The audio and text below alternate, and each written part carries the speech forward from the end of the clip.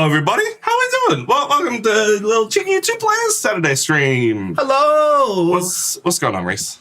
I'm tired, man. It's been a long week. It's been a long week, and then I have a short weekend, and then short like me.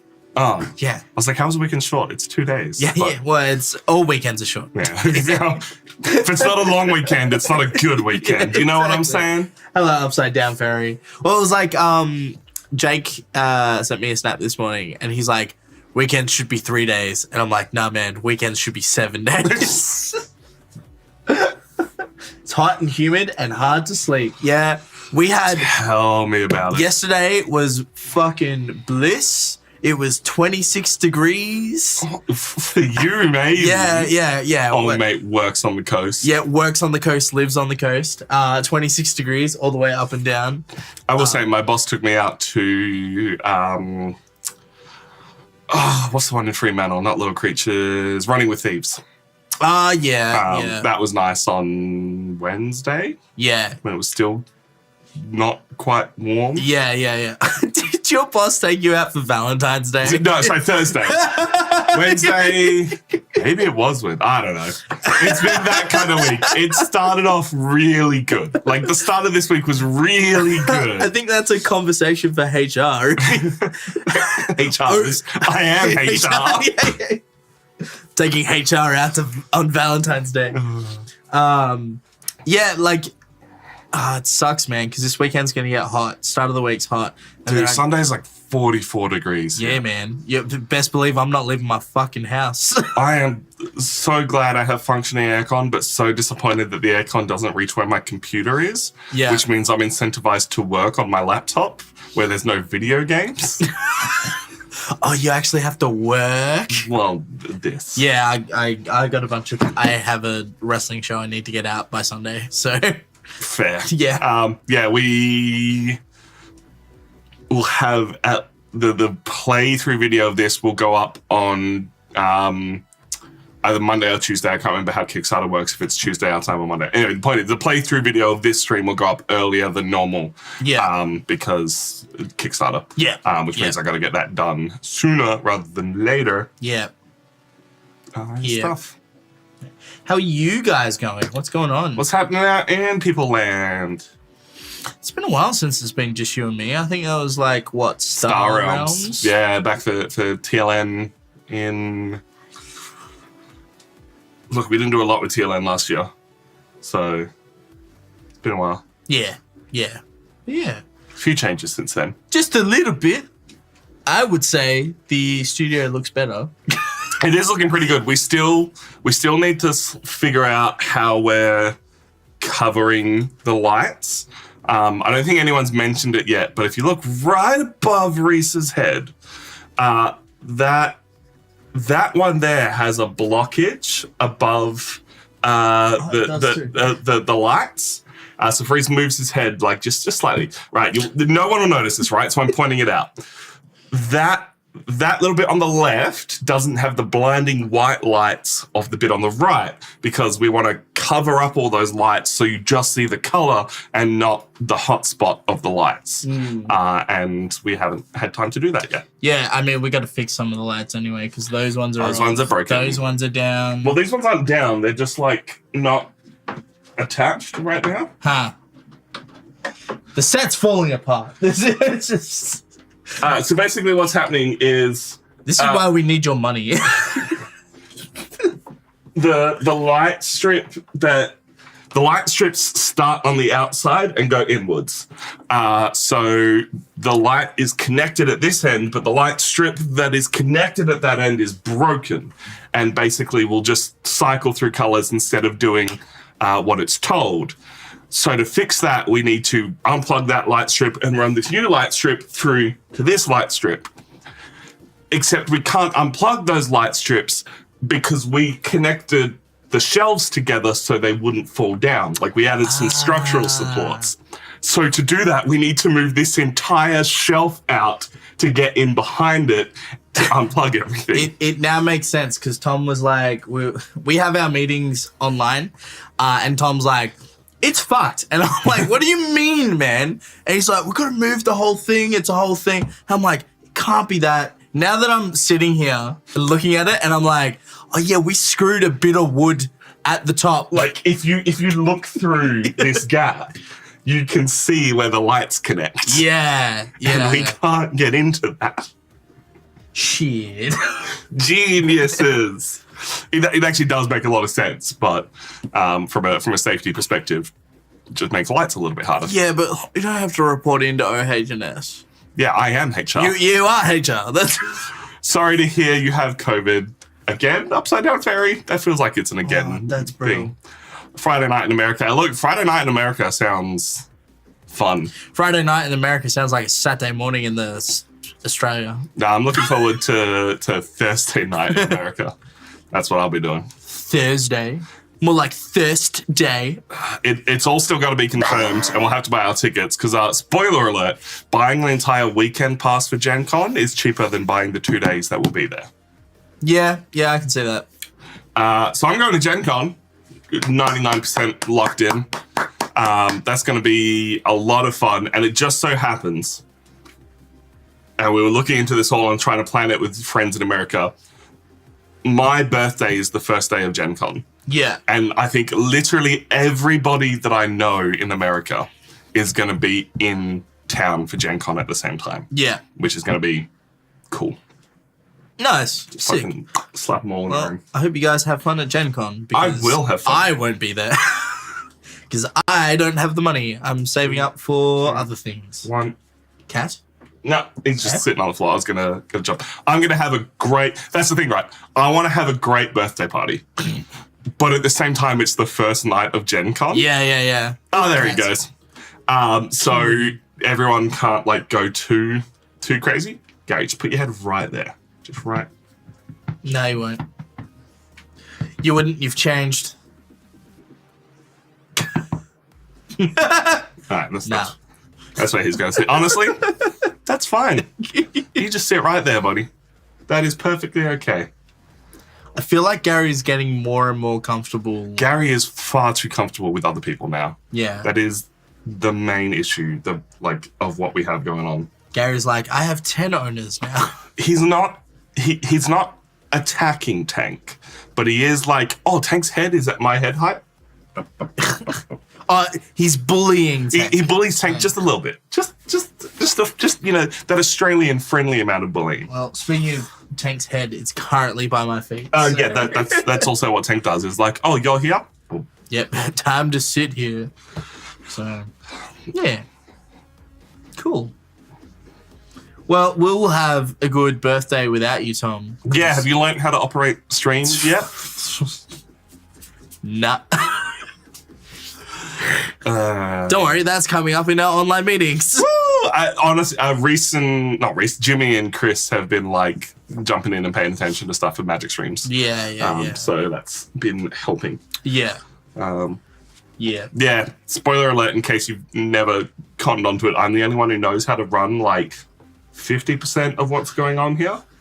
I would say the 50% that you need to know to run everything. Yeah, I would say that's because Tom set it up. But I've set it up in such a way that it's labeled.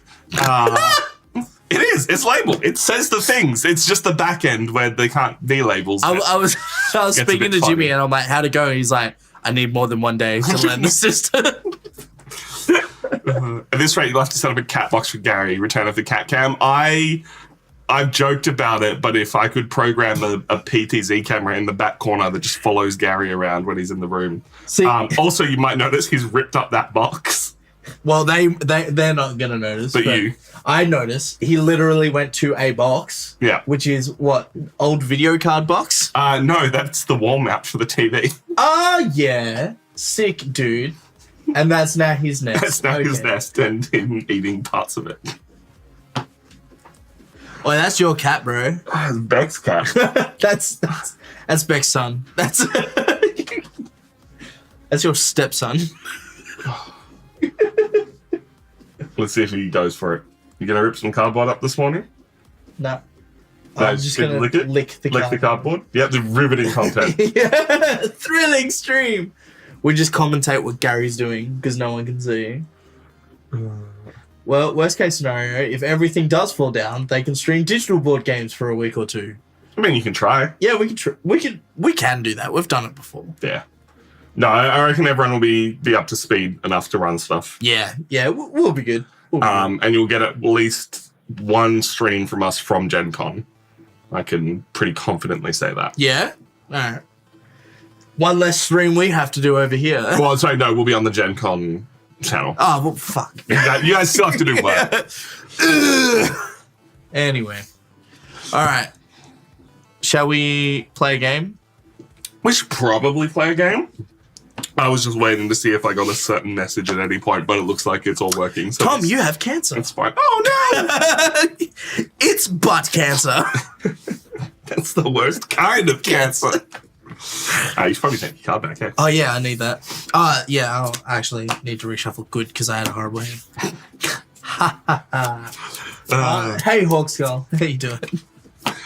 So, we are going to dive in. We're going to do the YouTube intros and stuff. But for those of you who are all here and paying attention, this is Age of Eon. This is a game designed, illustrated, everything done here in Perth.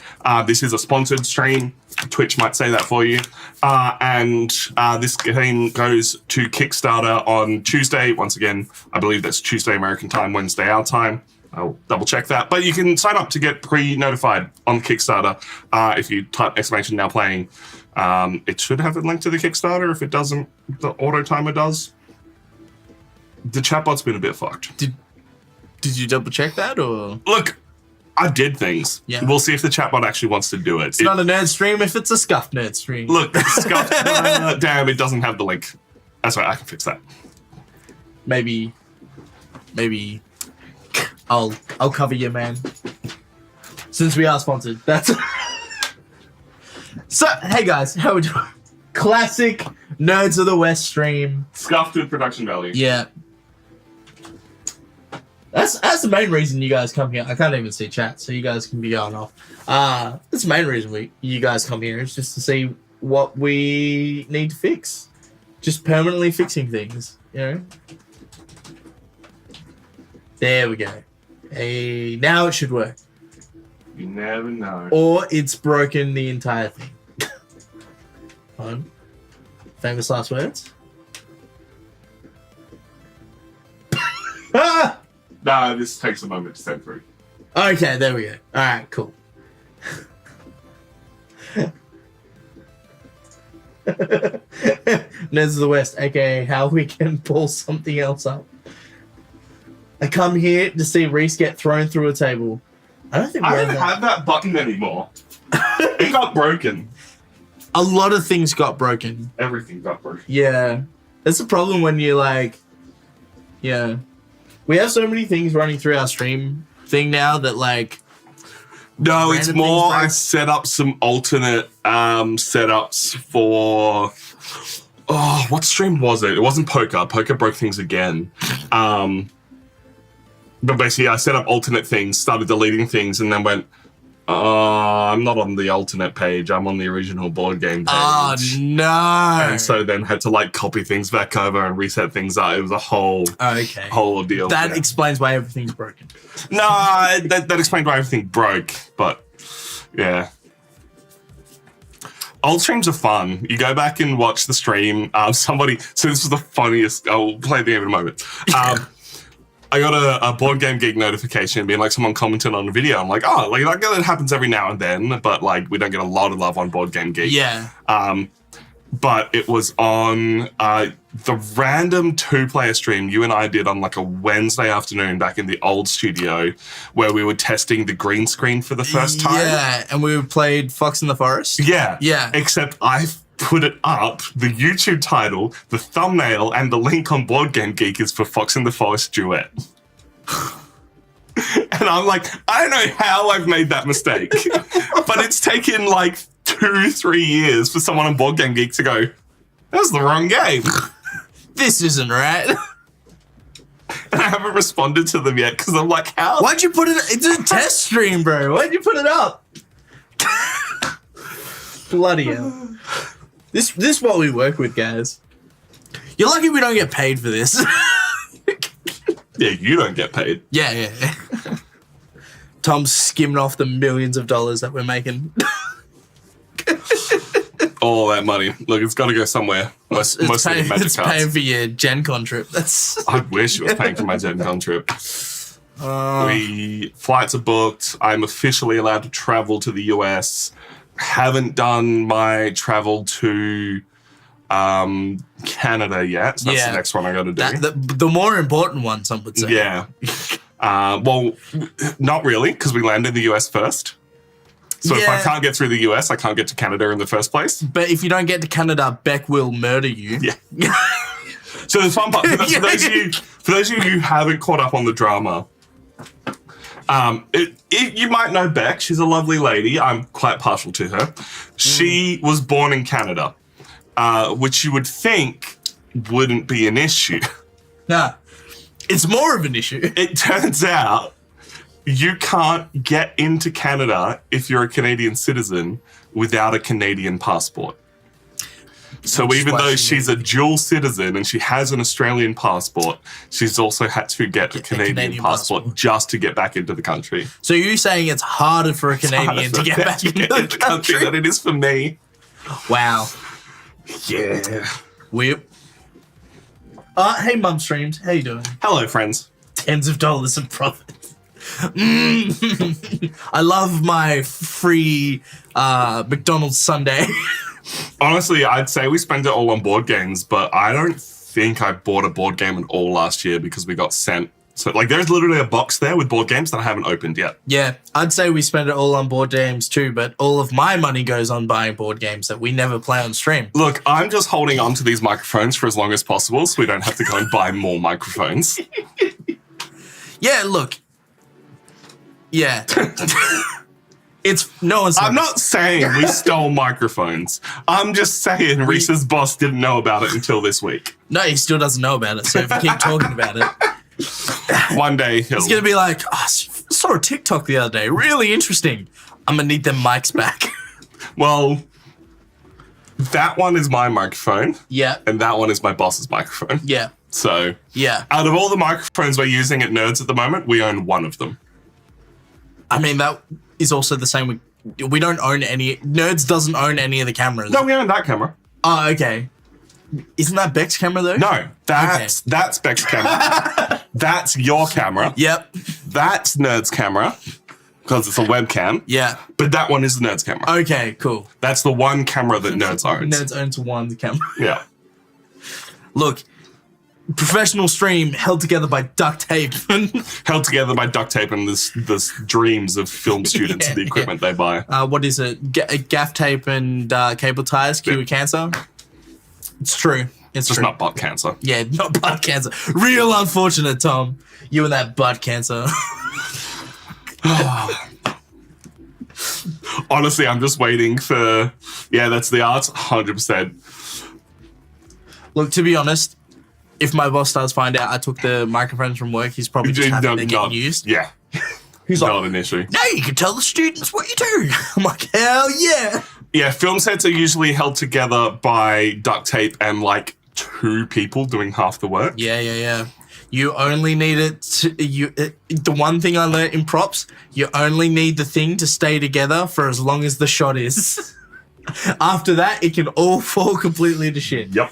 That was like, I made, oh, hello, White. Yeah. I'm trying to fix things. For one film shoot I was on, I had to make this wall of TVs, essentially. And I made it out of like cardboard and green screen and bits of this. And we got it up there, filmed the entire scene, and then the moment it came down, everything just fell off. And I was like, it only needed to last as long as we needed it for. Yep. And then it went all to the tip. And then I think we didn't use any of those shots. So, film! There was one film shoot I did where I was the person that held everything together, which is not what you want. Because I was standby props, the runner, didn't have to do catering, but I was like crafty. Yeah. First AD when the first AD had to step away. Third AD because we were working with 15 extras or 15 cast. What other jobs did I do? Behind the scenes. Yeah. Stills, videography, and photography. So just all around a lot of stuff. Now, I'll ask, was this one of those jobs where you knew that up front? Yeah. Or were you promoted day after day after day? A little bit up front, a little bit day after day after, we'll figure out where everything's kind of sitting. Because I had one where I was promoted day after day after day, and it wasn't even like, hey, do you want this job? It's like, you're now taking care of this. It was like I was brought on as standby props, and then I became standby props armorer, which was good because I ended up going into armory. Then I became art department. Then I became safety supervisor about halfway through the shoot. And then I think I picked up another title towards the end of the shoot. But I only got paid for one. So, Sorry, I'm laughing at Boardgame's comment. Just a little Morgamoon accidentally hanging from the ceiling. oh no. Classic. Oh no. It's very funny. Mrs. Bumblehorse, I'd like to get down now. Alright, we should play a game. We should actually play a game. Oh, we're here to play games? We're here to play games? What are we doing? Tom? Games. Well, do you want to find out? Yes, I would love to find out. Hello, we're Nazless, and today we're giving you a Kickstarter preview, playthrough, tutorial, teaching you how to play and showing off Age of Eon. This is a 2-player strategy game coming out of Perth, Western Australia, so we're very keen to show it off. We do have to say that this whole stream, all this content this week is sponsored, so thank you very much to the team at Geezer Games. My name is Tom. We have a Reese. Hello! Reese, what is the aim? How do we win Age of Eon? So, Tom, we're going to take it in turns by playing attack cards from our hands to gain control of these different lands. By the time we have played all the cards in our hands, the person who controls 2 out of the 3 lands will win the battle. And then we move into the next battle until all of one of our heroes have been defeated.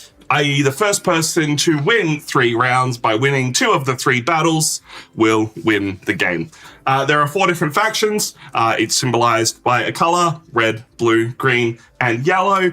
And that means that there are some little home advantages when you're fighting over the lands that are yours. For this first round, I am playing the red faction, not the gorillas. And Reese is playing the yellow faction. They all have different art from different cultures around the world. They're all mythologically inspired. These are demigods. They have powers, but you can only activate your power once you have a certain amount of power in the area. We can only play certain cards into those areas to start with.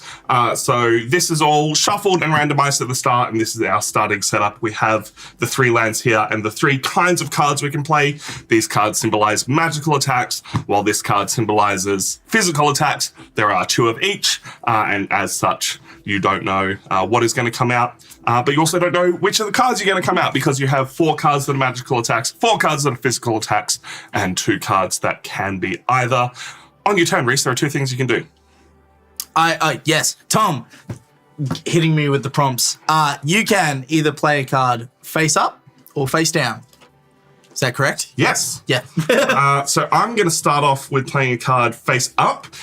You'll notice that this is a magical card, so it can only be played into a magical area. It has a power of 9, which means I am halfway to activating the mystical force of my demigod. Once I have at least 18 power in the field, I can activate his ability to draw 2 cards, then discard 2 cards. Every demigod has a different power. And this one also has a special ability. If this is face up in my area at the end of the round, it will count for 3 extra power if it is in my home area. So I'm going to slap that bad boy into the red Infernia area because I can. Yeah, just to clarify, it says homeland, and homelands are lands based off the colors of your group, team, Yeah. character. So, for instance, this is Infernia, which is red.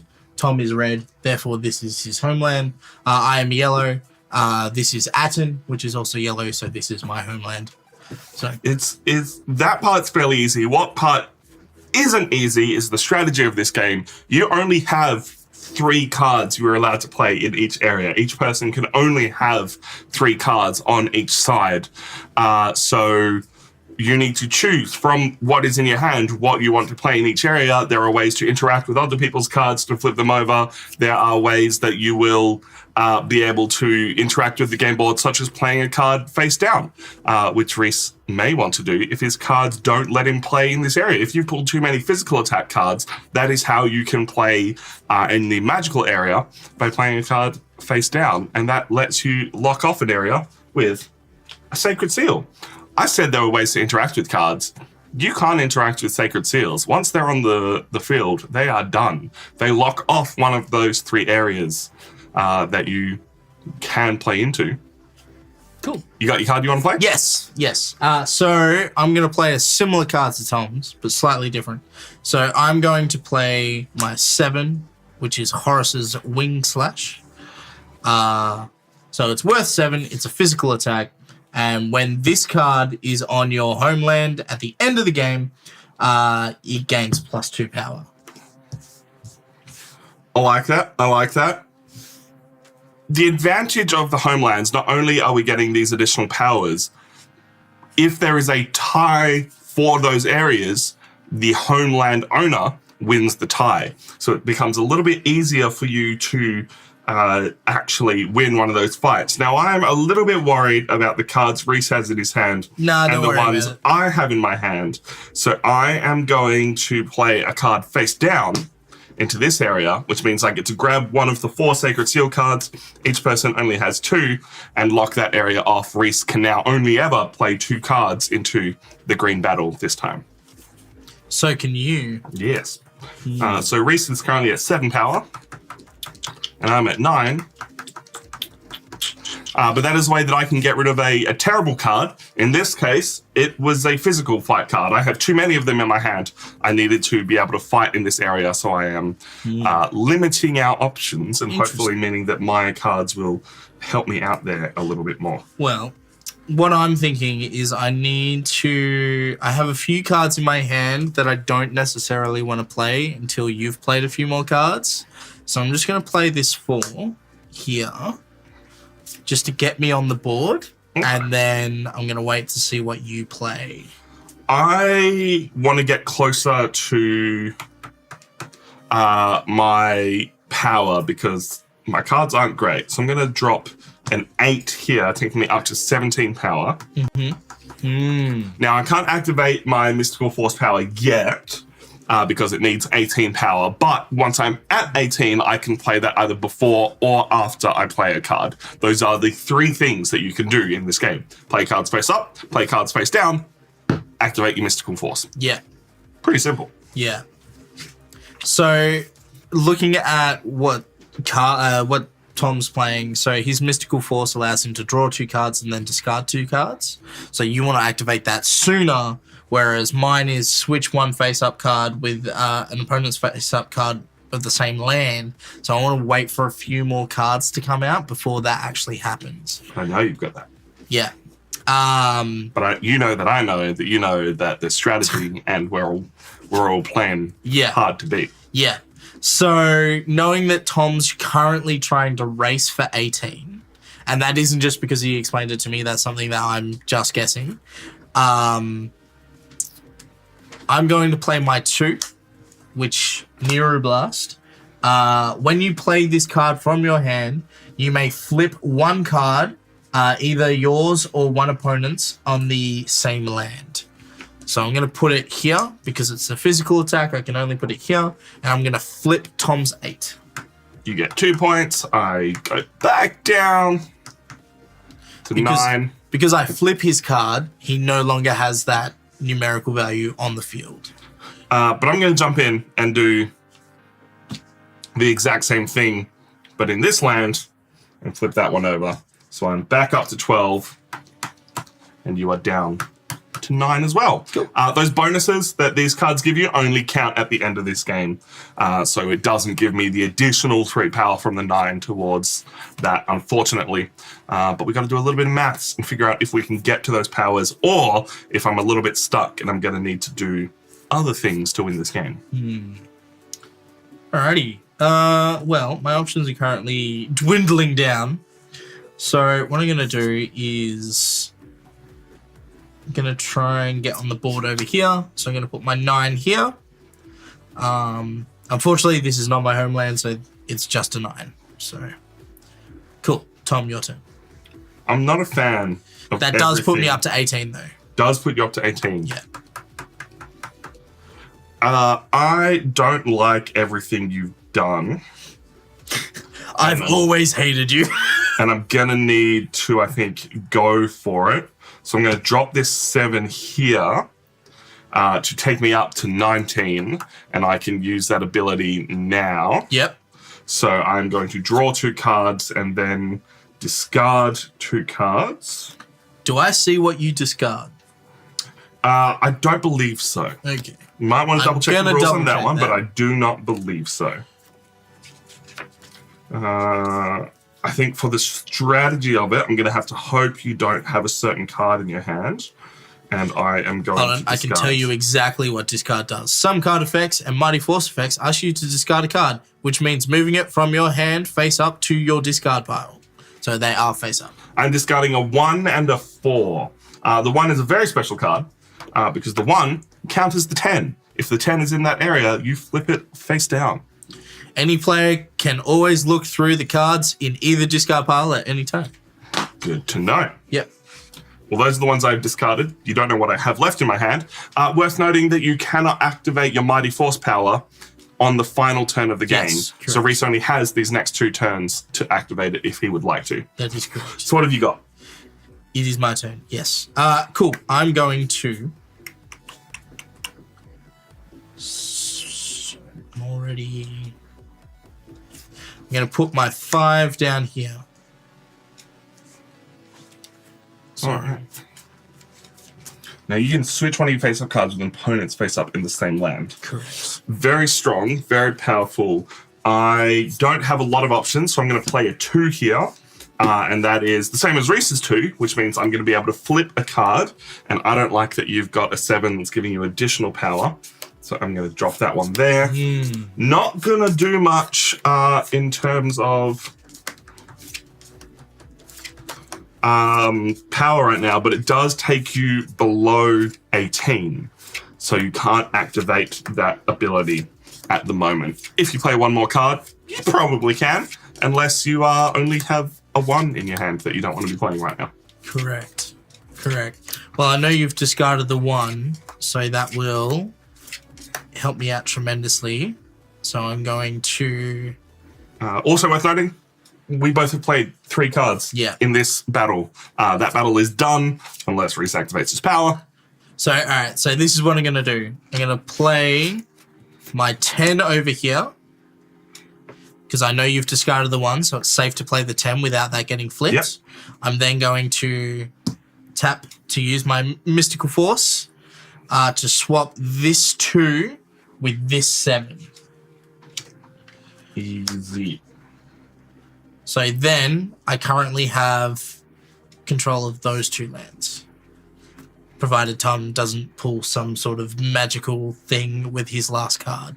Yeah, I don't have a lot, unfortunately. All I have is a 6, which means I have to drop it in this area. I'm fairly sure I've already won this one. Yeah. But I'll drop the 6 there. And my last card was the 1 because I was holding it for the 10. Very, very fair.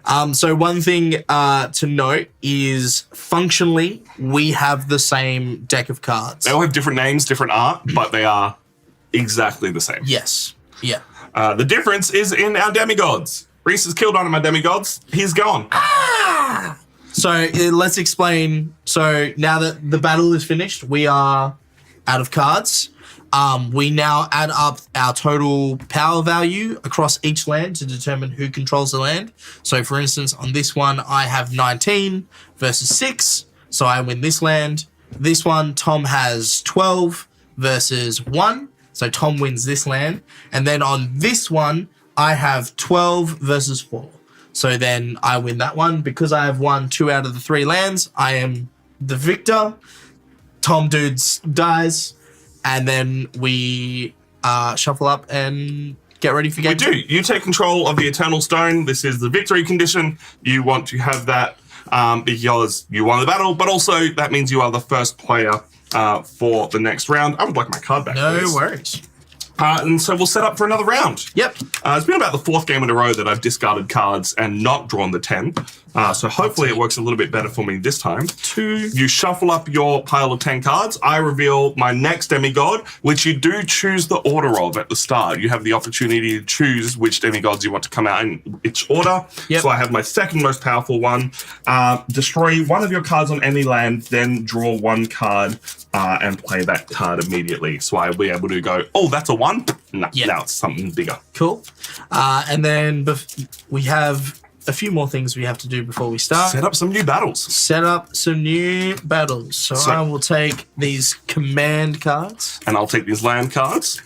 So this is all shuffled every single round, so you don't know which lands you're fighting over and who will have advantages where. The command cards showing which kinds of battles they are shuffled, so you don't know if you're going to have the cards that you want for the battles that you want. And then your 10 cards are shuffled, and you draw 7 of them. Yeah. So everything is just that little bit unknown, kind of simulating what a real battle actually ends up being like. So today we are fighting over Infernia again.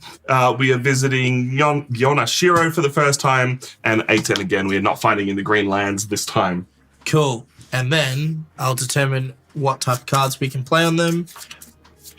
Magic on A10. Physical on a Yonashiro. And magical on Infernia. Cool. Reese, as the winner of the previous round, is the first player on this round. And I'm hoping I can bring this one back. Let me just sort my hand out. All right. So let's... I'm checking one specific rule, because I believe the way that this card works, Climane, I mean, my demigod, regardless of regardless of where I destroy the land from, I can play the card that gets drawn immediately to wherever it can be played. Right. So it can't just go into a magic area if it's a physical card. I draw that card and choose what I do with it. Yeah. All right, Reese, what you got for the other? All right. So we'll start off simple. I'm going to play a 5 on Yonashiro and then pass the turn. You know what? I like that plan. Yeah? I'm going to do the exact same thing. Wow. Okay. Interesting. Very, very interesting. Cool. I'm going to follow that up with a 6 on Infernia. So I'm currently... Are we talking strategies for this one? Yeah. What are you thinking? So I'm currently on this one. Now that I've cracked the code, it's very much I want Tom to play more of his hand, so then I can either respond or not overplay my hand and waste cards. But you're the first player. That's the difficult part. So I'm going to play a 3, which is one of the cards that will let me flip an opponent's card. So I'm going to drop that into Infernia and flip your 6. Yep. So I only have a power of 8 at the moment, but that is beating your 5. Correct. And it's stopping you from using your ability. Correct. I think my main goal right now is to, in any way possible, stop you from using your ability. So that is like, you will win a round if you get that off. Maybe. Who knows? Red faction is vaguely Greek-inspired. Yellow is Egypt-inspired. I believe yellow is Southern American-inspired. I'd have to check Reese's other... I would say Egypt-inspired. Egypt-inspired? All right. Considering the next card that I'm playing is a Mimic Plague. Yeah. And also there's Nebu and Horus and geezer. Fair. Yeah. So that puts you up to 13, Yep. which I don't like. So I'm going to drop the 2 and flip that 8 over. Sure. So I am up to 10. Cool. What do you got this time?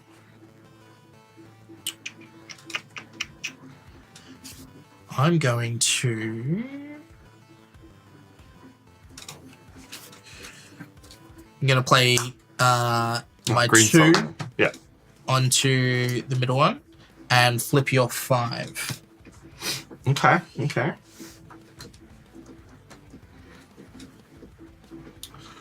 I am going to play a...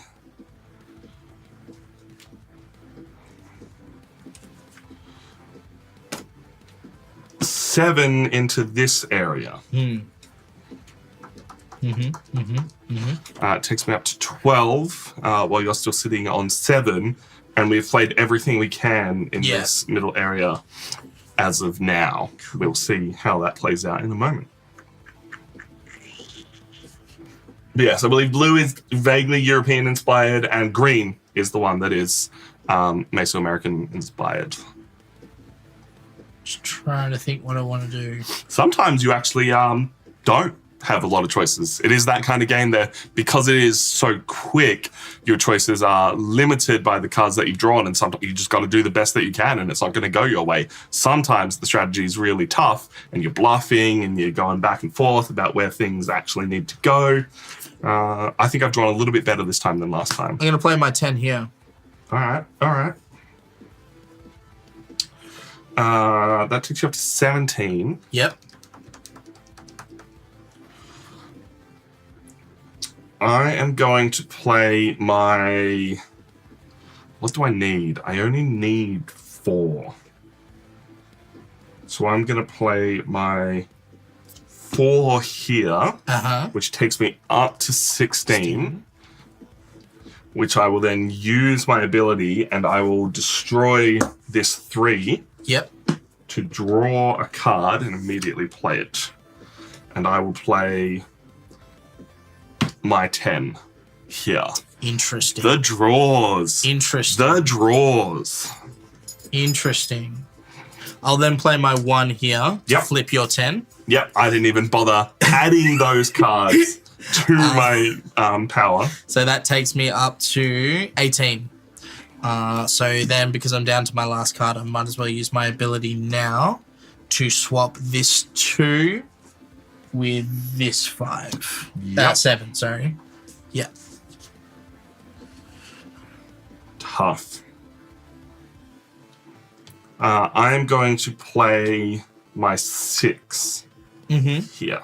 I'm going to play my 3 and flip your 6.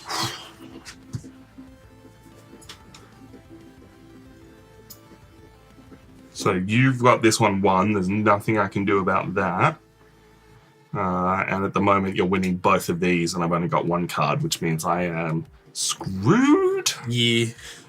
I think if you'd drawn just a little bit worse, I could have got there. Also, if I'd drawn anything other than the 10. Yeah.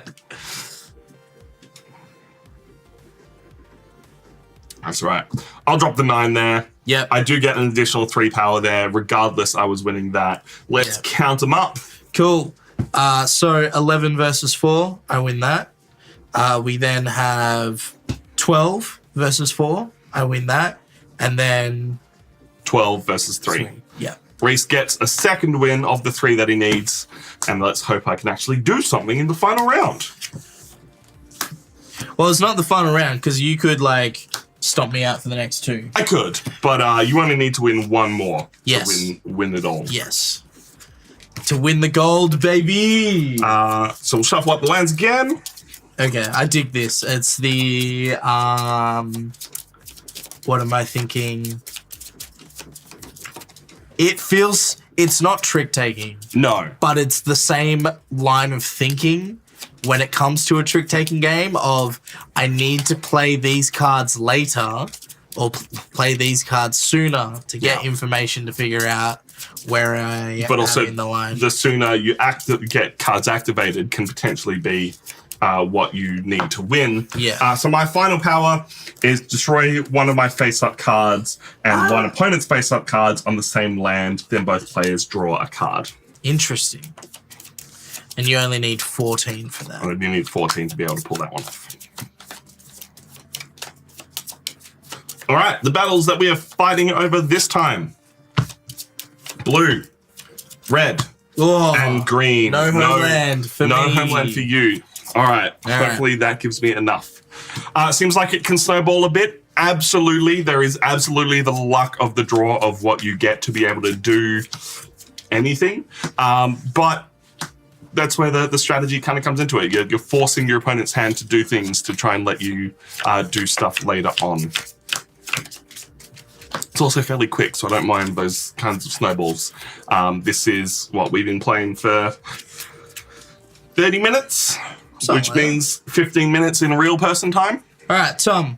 I will go first. So we've got 2 physical spaces and a magical space. So I'm gonna go on Yonashiro. 5 on Yonashiro. I'm gonna start with a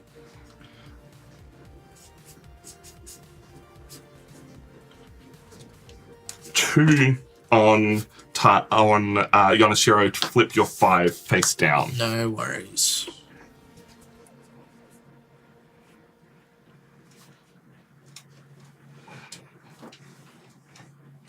I'm hoping I've drawn the right cards to be able to do things this time, but we'll see. I'm gonna go 6 onto Taikan.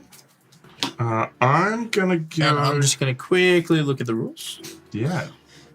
Just want to get a clarification on Sacred Seal cards. Yes. On your turn, you may play a face-down card on your land and take a Sacred Seal card and place it onto the opponent's side of the land. So does it have to be on the same land? Yeah, gotcha. Cool. So I'm going to drop a 7 into Infernia. That's the one that gets a +2 power if it's in my homeland. So that's where that is sitting right now. Yep. That's cool. You are more than welcome to do that. I will.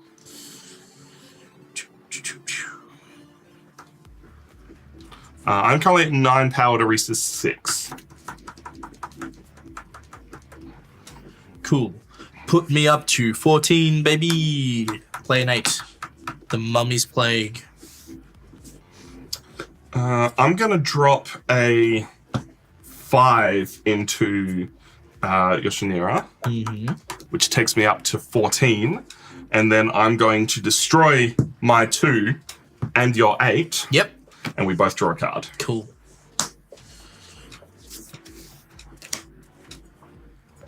I'm going to move that up just for the sake of keeping things in check. So you're back down to 6.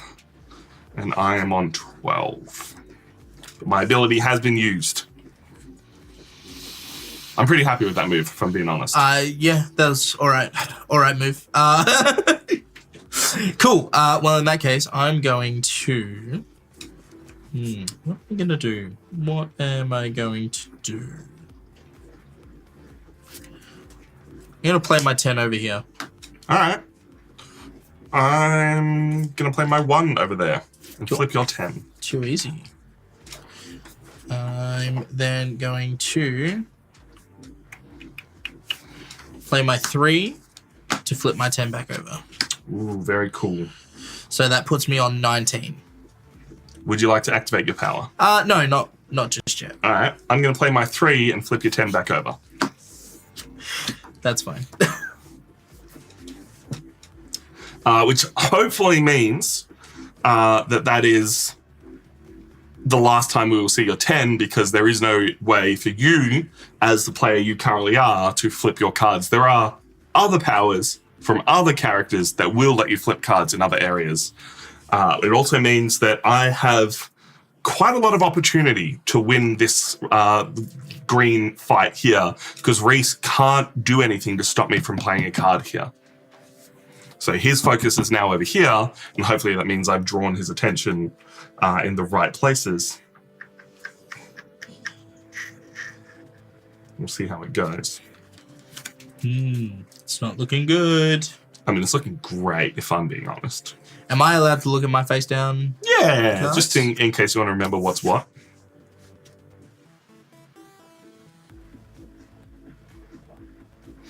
It's entirely possible Reese doesn't have more physical cards to play.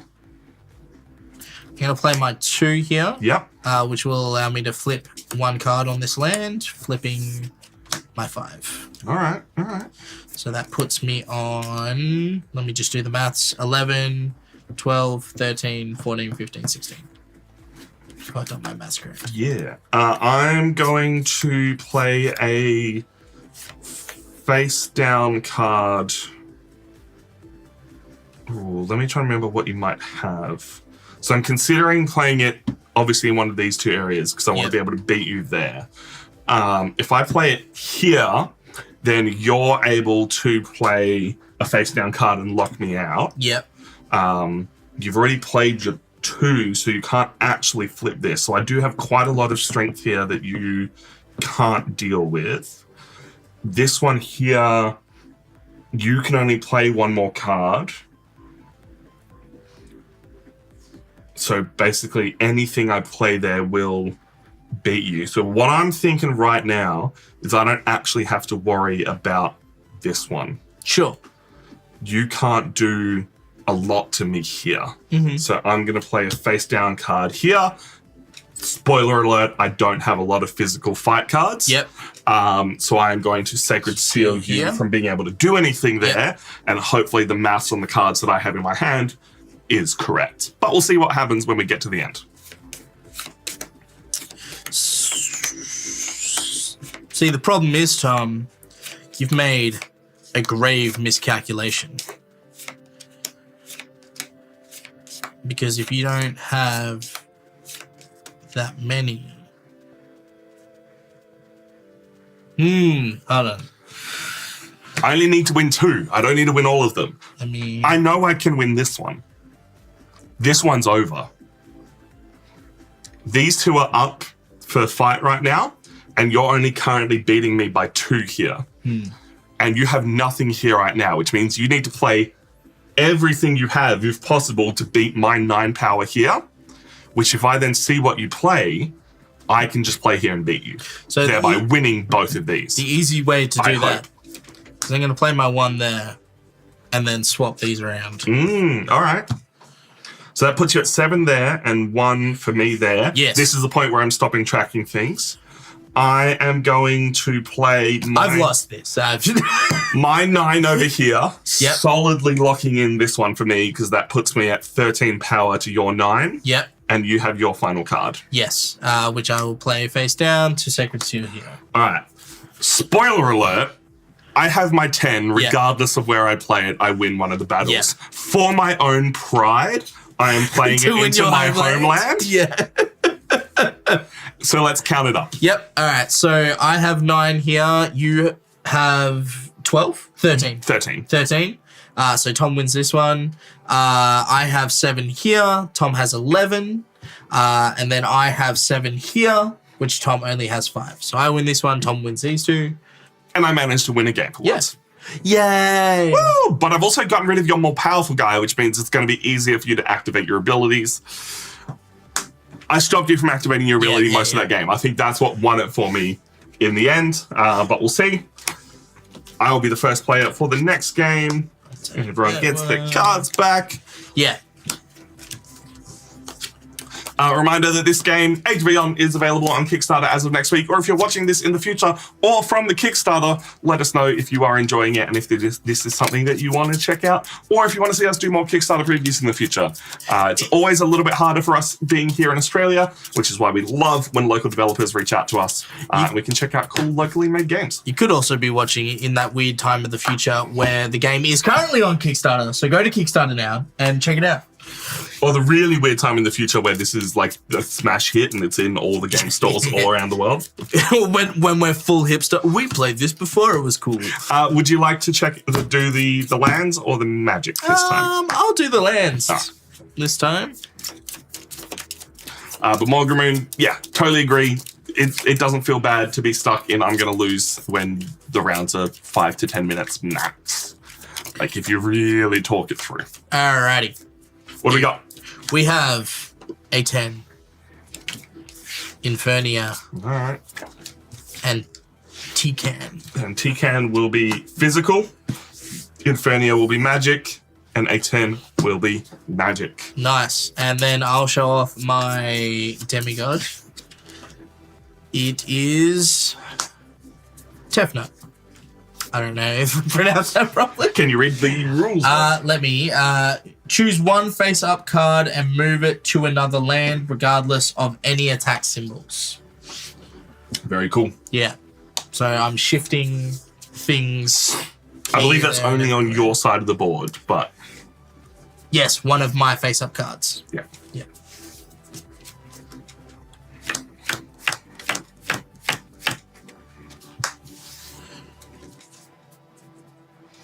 All right. Well, as the first player, I would like to go hard and fast and play an 8, the old fire, Starfire, hitting you hard on Taken. T-Can. Interesting. I appreciate your I don't know if everyone's noticed, but you were talking about it being a trick-taking game.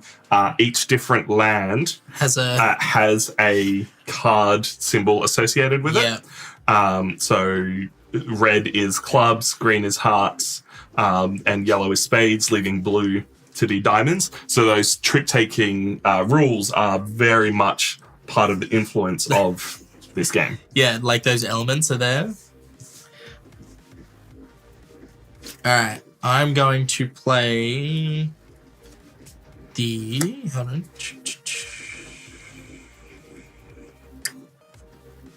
Yep. I'm going to play my 7 over here. It would get buffed if it was on my homeland, but unfortunately my homeland is not the right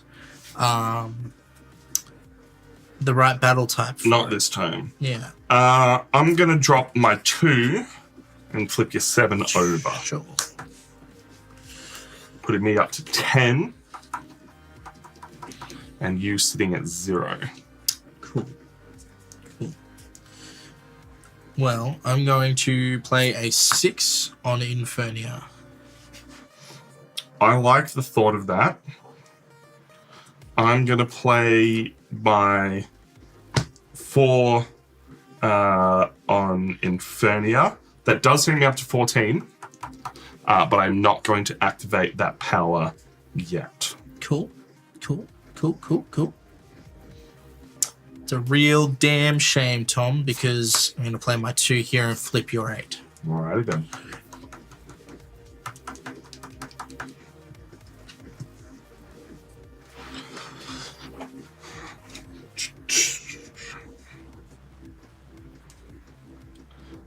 I would like to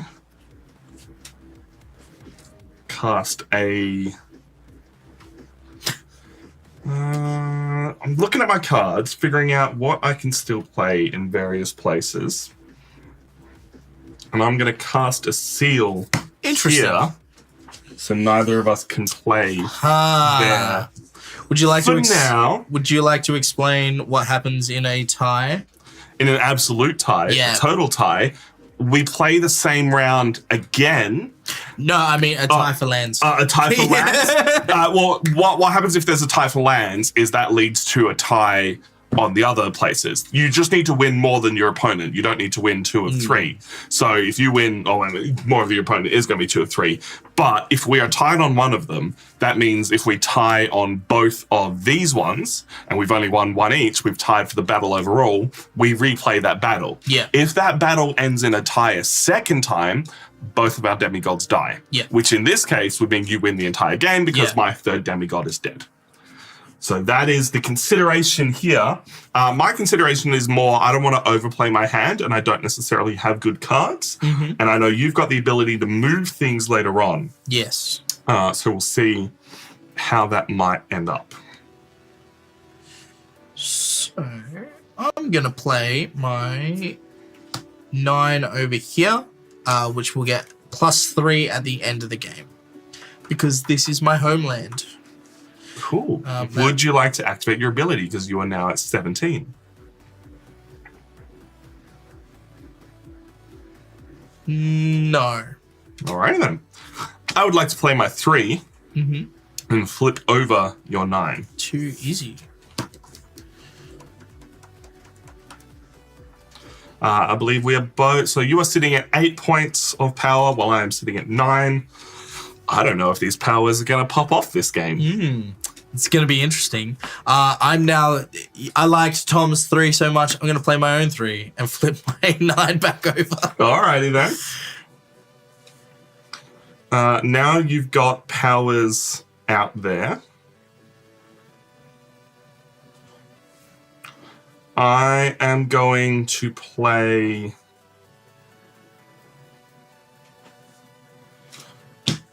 a face down card here and seal off that one. That is the only seal that I can play. Yep.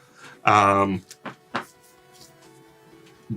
is now your turn. Cool. If I'm going to activate my power, it's going to be on my final turn. Yeah, interesting. Wait, can you activate your power on the final turn? I believe it is just your turn. Let me read the rules. Yeah. We'll be clear. Mighty Force.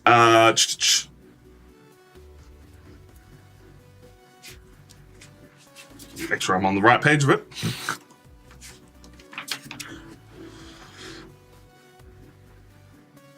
Not on each demigod can only use their Mighty Force once per battle and not on the last turn of the battle. So I don't know if that means each player's last turn or just the last turn being your turn. Read further.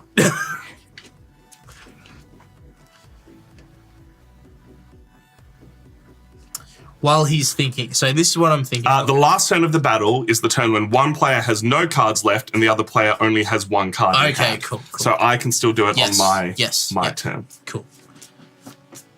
Which means I need to activate. If I'm going to use mine, I need to activate it now. Exactly. Interesting.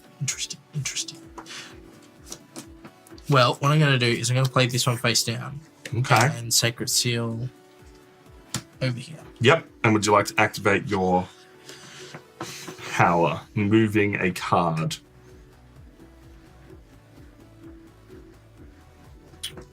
And go for a bit of a Hail Mary here.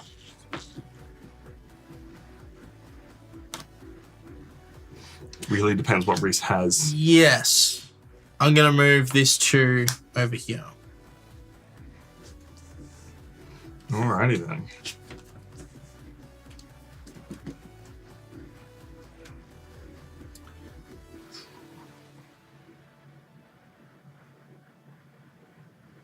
So you currently have 8 power here to my 4. You currently have 12 power there to my 3.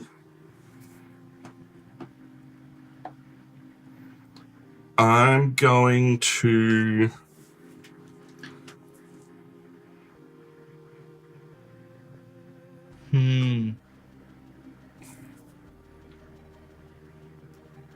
So what I'm considering is I have my 9. So I want to play it somewhere. And I think here is the right choice. Because then my power will let me destroy one of my face-up cards and one opponent's face-up card in the same land. So what I was hoping you would do is move something around in such a way that it would make this choice easier. But I am going to destroy my 3 here. Yep. And your 9 there. Yep. And basically just believe in the heart of the cards. And see what you potentially have left in your hand. Interesting. Because now what this really does is give you 2 cards to play with Yeah. to my 1. Yeah. Yeah. That does change things because you can no longer play things here, Yeah. which means I can now play my 5 Yep. and take that one. And I drew a 1, so I kind of really, unfortunately, didn't get anything there. It's a damn shame that you had to play your 1 before my 10. I was really hoping to draw the 10 or the 6 because I knew that's what I had left in my hand. My original plan was I was going to play the 10 here after I moved the 2. And then you were like, destroy cards. And I'm like, crap. I forgot we both draw when we both destroy cards. So I picked up the 5 and I'm like, well, you can't play anything there. So I'll just replace the 5 there. And then, yeah, just didn't work out in my favor, but that's right. It's a fairly quick, good game. We're going to shuffle up and we're going to play with the other 2 factions, the green Tikan and the blue Yoshinoro. Wow, I can't read words today. So if you want to see those factions, stick around, or if you're watching on YouTube in the future, it'll happen right now. Editing. All right, grab me the box. I'll get the... Yes. This was the last card I had, by the way. Oh, yeah, what's your last ability? His name's Hake. Choose 2 of your face-up cards on different lands and switch them, regardless of attack symbols. Very cool. Yeah. So a lot of shifting was on my thing. So... Yeah, I like that each of the different factions has like different ways to interact with the game. It's not all just wipe a person's card. Yeah. Everything feels unique. They feel like actual different factions. Let me read through these. We will now get to pick which order we want our demigods to come out in. I'm going to pick that order. And the way that you pick first player when you haven't had a battle or teaching the game at the start is you shuffle your entire pile of 10 cards, flip a card. Whoever has the highest card flipped is the first player. So I've shuffled my cards. I will keep the setup going while Reese figures out what his abilities do. How y'all doing out there in chat world? What is happening? Are people playing board games today? Or is this a too hot Saturday for those of you out there in Australian land? Because I know Melbourne was covered in water this week. Perth is just hot. Just hot all the time. Hot. It's been a time.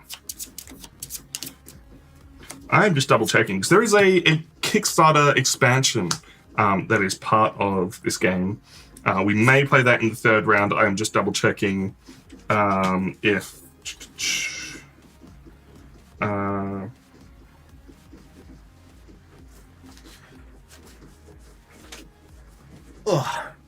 yes. How we doing, chat? Did you like that first playthrough? I actually really enjoyed that first playthrough. Playing Pokemon? Hell yeah. So I reckon we use these for the 3rd round just to see how they go. But there is Kickstarter exclusive stuff for extra ways to play the game. The base game is played just as this, but there is some extra niceties if you are wanting to check them out on the Kickstarter with extra lands, extra game modes, a 2v2 game mode. Interesting. Which will sound very, very cool. Well, we got to flip over our top card first. Oh, yeah, to figure out who's... I flipped a 5. Oh, look at that beautiful blue screen working. Wow. I read the second message of that first Morgamoon and was very concerned. I too. 2. All right, cool. So I'll be playing first. Yep. Reese, it is now game number 2. Yep. We're not playing with any of the Kickstarter exclusives, but what lands have we got going on here? All right, we have a 10, which is a physical land, Infernia, which is a magical, and Tikan, which is a physical. And my first demigod is...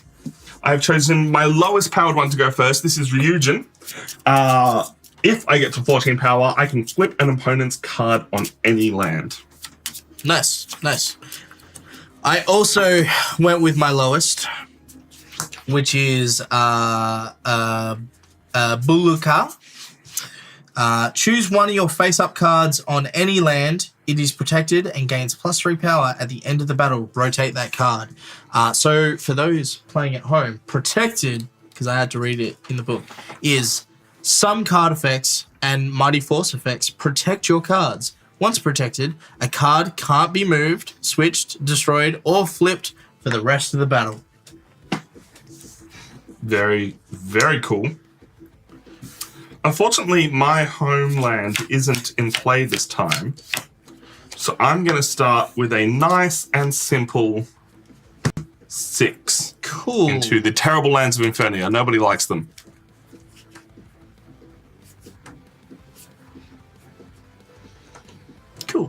Cool. So that's a 6. I'm going to go, you know what? I'm going to go into Infernia as well. I'm going to go 4. All right. Just because I can. Just because you can. I am going to flip your 4. You're not allowed to have a 4. Interesting. All right. Well, you do that. I'm at 9 power. Reese is at 0. Suck it, nerd. Take your turn. Cry every Tim.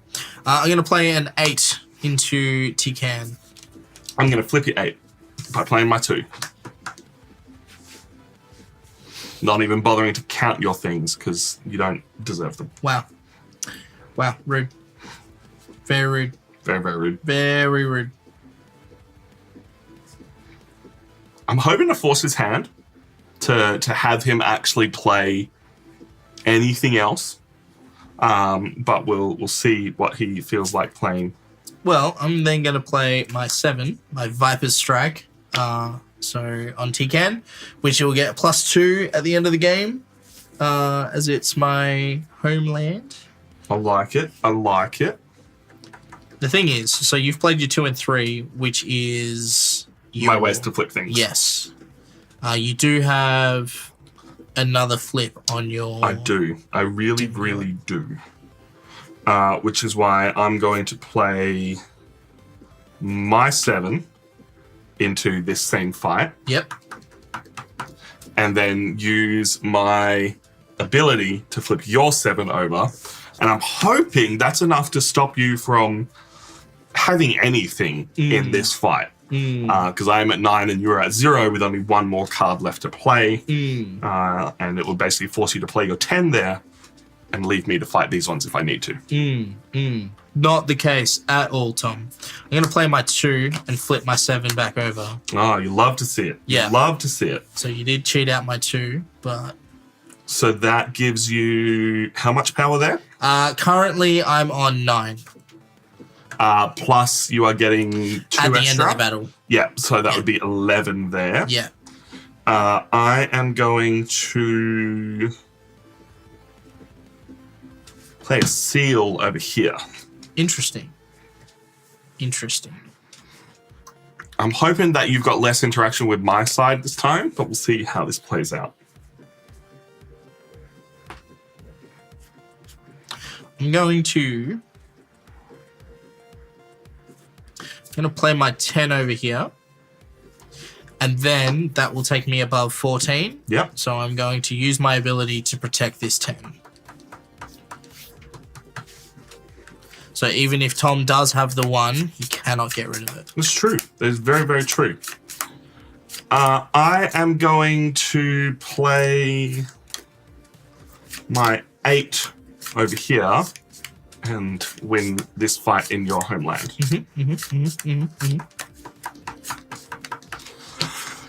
So,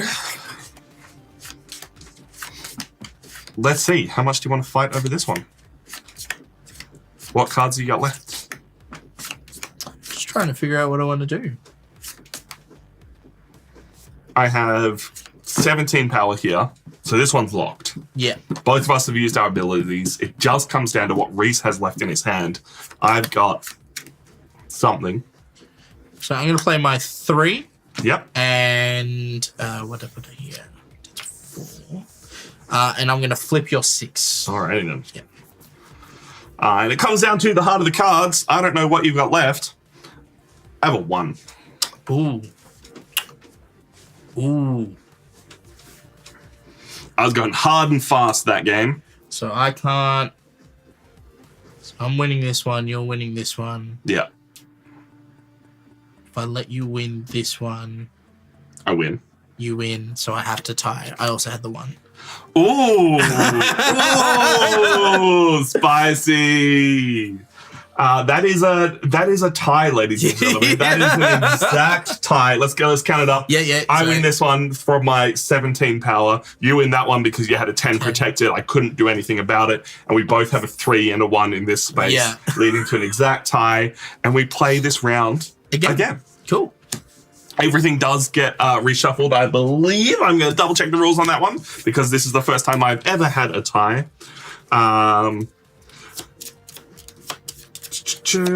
Because that was your one. Yep. Begin the next battle with the same characters. So we still shuffle up everything else. All the battles are new battles. So they are on new lands with new conquer cards, command cards. Command cards. 5 wasted minutes. 5 thoroughly enjoyable minutes.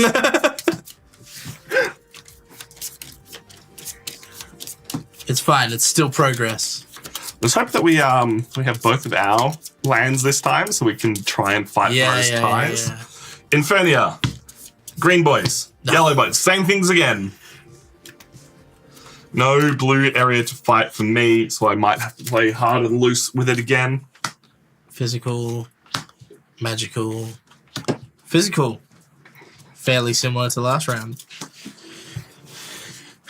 Alrighty. 1, 2, 3, 4, 5, 6, 7.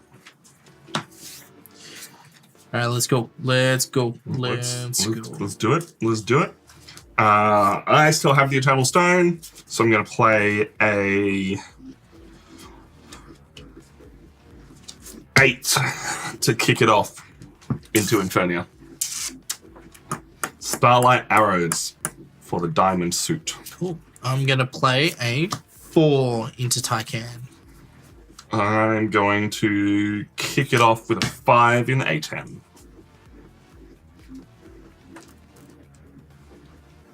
Cool. Cool. I'm going to go an 8 in A10. Which puts me up to 12. Puts you to 12. I don't like you being on 12. So I, with my current 13 power, am going to play the 2 here, flipping your 8. Cool. Takes me up to 15. I'm not going to use my power yet.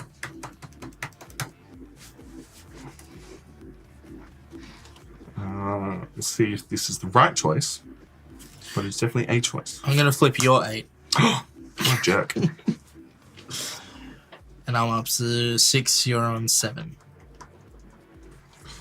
I don't like the idea of you blocking me off over here.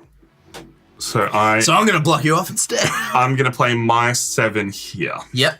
Putting you up to 14. And I will pee that tea. Cool.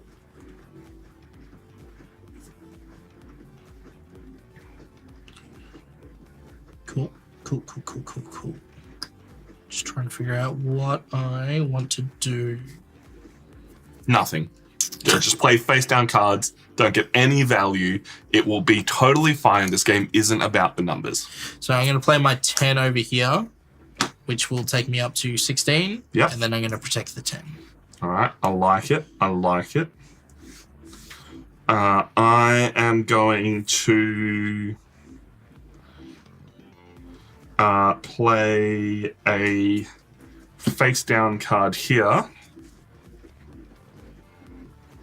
locking you off there. Sure.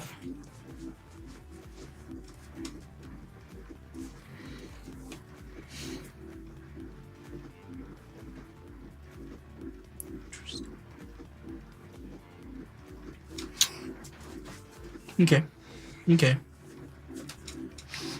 Leaving everything else open. You have opportunities. Just not a lot of them. Yeah. I'm hoping that my plan of just going really hard in this one means you can't do a lot about it. Mostly because you've already played your 2 over here, so you can't flip any of these.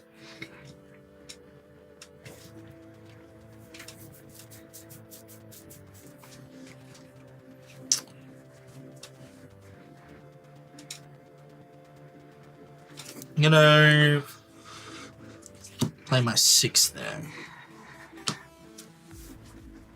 I'm going to flip your 6 with my 3. So you're currently on 16 to my 17. So before, yeah.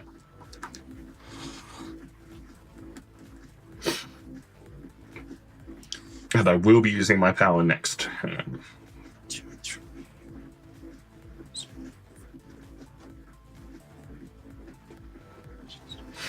Actually, do you mind if I use my power this turn?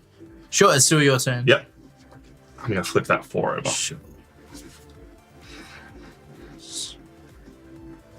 My thought process is, I don't know what you've got in your hand. You look like you're struggling.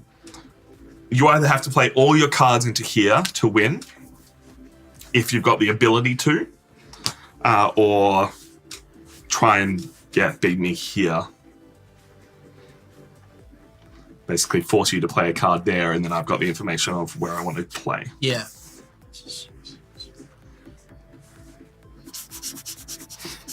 Is the maths working out, or have you lost? I think I've lost, but... So, if I place a card face down here, I could only place a Sacred Seal. Yeah, you can't. I've already solidified this area. Yeah, that's fine. All right. I'm going to play my 3 here, flip my 6. Eagle's giving me a 9. And then you'll play the 10. Yep. Yep, and that's the one. Cool. Tom wins. So Oh. I have 1 here. I have 14 here. Yep. I have 9 here. I have 13 here. And then I've got 12. I got nothing here, but I don't care about that one. All right. A blappy dude. Yep. Let's go to round 2.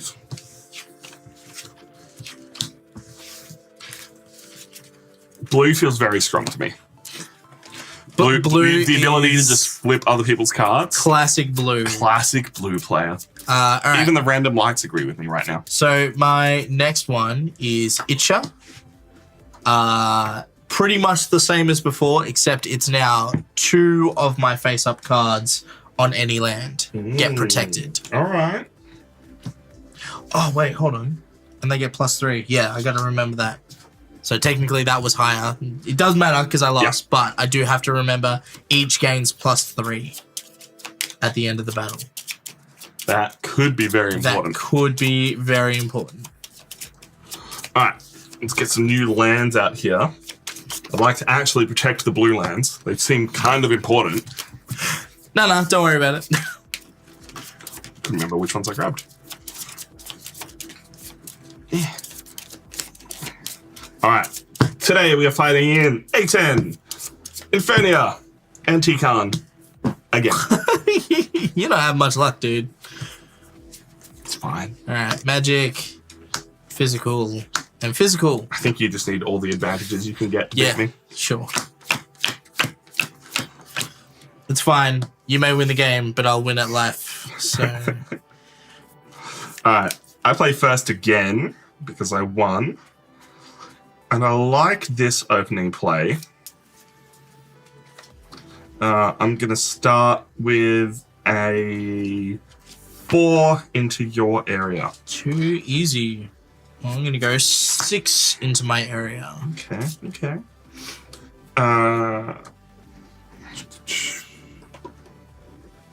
Tom 1, Reese 0. That is correct. That is exactly correct. It's fine. I won the first game. I am going to play a card over here. It's a 5. It's really interesting. That is really interesting because I too am going to play a 5, but I'm going to do it in Infernia. Okay. I like that. I like that move. That's real nice. I can't counter the counter player, so I'm gonna play an 8 into this bad boy. sure. You sure can do that, Tom. I can do that. You sure can't flip your aim. Yeah. Goodbye, 8. All right, so that's 13 for I'm you. 13, yeah. Of And the you're 16 you need for your power. Yeah, and you're a 9. Cool, your turn. I'm gonna drop. Your move, Yugi boy.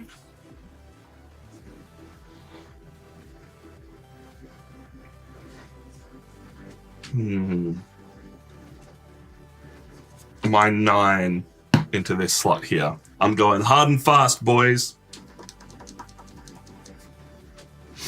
And by hard and fast, I mean I'm just trying to eke out a win. 4 and 9. Unfortunately, not my homeland. It's his homeland. So my big icy dragon, which has beautiful art, by the way. Beautiful. Look at that dragon. Fortunately, you can see the dragon. You can't see the rest of the card. But can we... No, we can't put the dragon over its wrist. Can you just lean in like all the way over the table? Does that work? Is this working for you? No. Is this good? That's my dragon.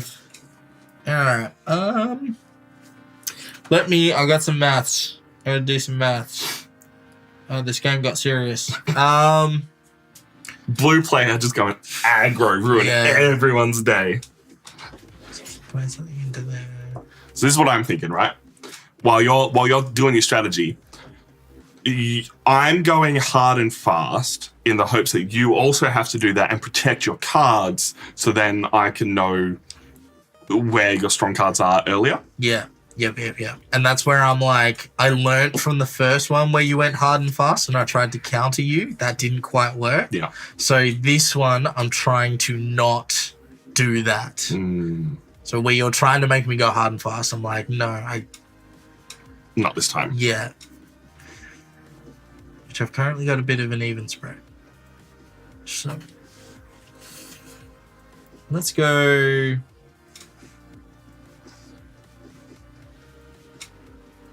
I'm going to play my 7 over here. Okay. Yeah. Which does take me over 16. It does. Would you like to protect anything? No. All right. I'm going to play my 2 into that fight and flip your 7. Sure. And I would like to flip your 6. Yep. Taking you down to 7. Once again, trying to force your hand. Yeah. And I am on 9, 13, 15, 14, 18, 20. Yeah. Easily in range of my power, which only needed 14 power to activate. And I have 2 cards left. I'm going to...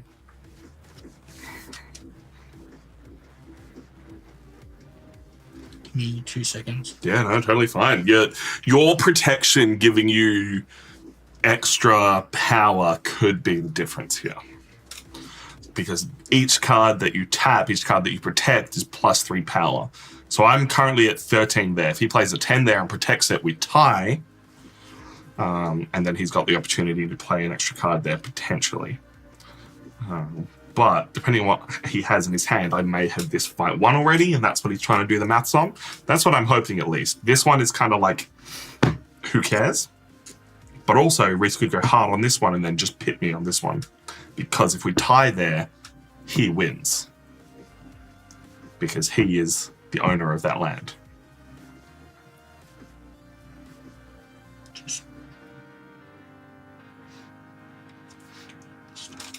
Have I forced your hand yet? No.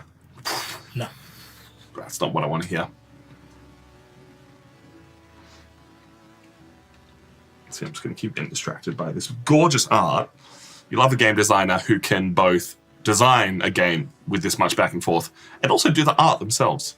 It's pretty impressive. Look at this stone. Look at that. These cards pop. I don't know how much you guys can tell on the table or how much you trust our cameras. We've done a bit of work to make them all look good, but these cards pop off the table and hopefully popping off the screen as well. Cool. All right, I've made up my mind. That was some good vamping. Yeah, sorry. It was, I'm trying, so my thinking, right? So Tom's got 13 here, so I can only hope to tie here. I want to win. I don't want to tie. But if you tie there, you win. I do win. Sorry, did I not say that loud enough? Back in the think tank. If you tie here, yes, because it's so my I'm on home line. 13, yes. and you play the 10 and protect it, you'll be winning. Yes, yeah. I don't want to play the 10 just yet. No. Nah, it's fine. He has a 10? If I had the 10, I wouldn't want to play the 10 just yet. I'm going to continue with what I'm going to do. So with that in mind, my plan does slightly change. But what I'm thinking is currently you can play the 3 there to flip if you have the 3. So do I lock you off so then I can safely play the 10? Or do I save my... and then I can use my protection elsewhere to help me win another battle? Which I think... because you can't play anything in here. Well, the 10 will only tie here if you protect it. Yes. Yeah. Yeah. But you can't play anything in this one. I'm done there. And if I play a 1, if I have a 1, if I play a 1 here, I can still win because if I protect the 2 and the 1, that then becomes 9 at the end of the battle. Yep. So I'm going to play that face down to seal you out here. As expected. Your turn. I'm going to play a face down card here and seal you out there. Cool. You've already used your power. Yep. Yep. So I'm going to play my 1 here. And then I'll protect these. Your turn. Oh, hey, hold on. No, I can't do that because I don't have enough power. Interesting. Well. Also, you need to protect the 10 to... You can't touch the 10. Yes. Okay. Okay. So, cards in hand? 1. I don't think you can win this one. Because you can't... If you play the 1 now, you can't activate your ability.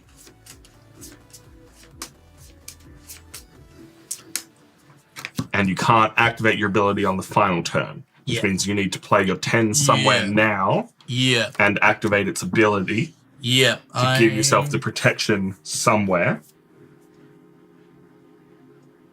So I have a question. Because it says choose 2. Choose 2 face-up cards on any land.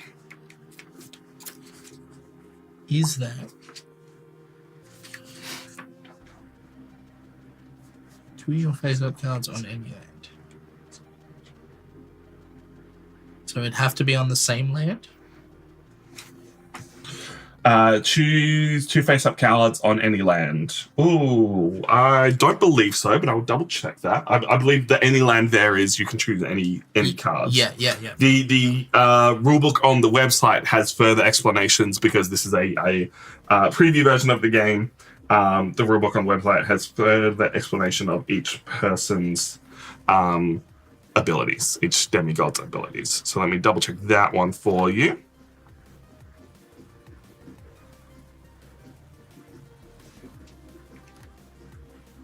Nope. Choose 2 of your face-up cards on any land. So, okay, cool. Because then my follow-up question would be if I can't pick 2 cards. Yeah. Yeah. I believe it's any 2 face-up cards. Cool. As long as they're mine on lands. Cool. All right. Well, that... rules clarifications are always helpful. So then what I'm going to do is I'm going to go 10 here. Yeah. And then pick these 2 to protect. You know that means I win this one. Because your 10 is only worth 10. Ah, for fuck's sake. Hold on. You're confusing me, Tom. You have to protect the 10. Shut up. If you want to win this. Shut up. Spoiler alert, you've won. I was saying that to chat. Do you want me to play this out for you? Because you've won. No, it's fine. Protect literally any card. Well, I'll protect this one then, Tom. Okay. Right? You ready? You ready for this? I'm trying to figure out how I want to win. I play the 10. Ah. You play the 1 there. Yeah. Let's count it up. No, I've won, Tom. You have 13 there because your card's power gives you an additional 3 power. I have 13 here, but because we are fighting in Tikan, it is your homeland. You win that fight. I have nothing here due to the way of the fact that I only had magical cards and couldn't play anything there. So you win that with 6. Yep. I do win this one, but at this point, it doesn't matter. Yep. Hey, we got there. Strategy. Like, for the last 3 minutes, I've been whispering to chat, and I hope you understood that it was over. I just had to let you get there. Yeah, I got there. Well, sometimes it takes a little work to get the to lead the horse to water, you know? All right, my new power, spoiler alert, I've gone my biggest one. Tom's so frustrated. No, not at all. That was a really fun game. I can flip one of my cards face up and all your cards that are... I can flip one of my face-up cards. Yep. All my face-down cards gain +6 power at the end of the battle. Interesting. That is very interesting. Very much changes my strategy, and you don't want to be flipping my cards? Yes, but I do want to be flipping your cards so you don't get to 18. Exactly. Yes. So it's making sure you don't get to 18. But that's also balanced by the fact that I can also... Yeah, all right. All right. You see it now, Mr. Krabs? You see it now? It's a 2-player strategy game. If you're not having a look... Tom quarterbacking first. If you're not having a look at what your opponent's doing so you can figure out how to beat them, then you're not playing the game. Yeah. Thank you. I should say thank you. For getting me there. I got a little too stuck in my own head there. So... 18.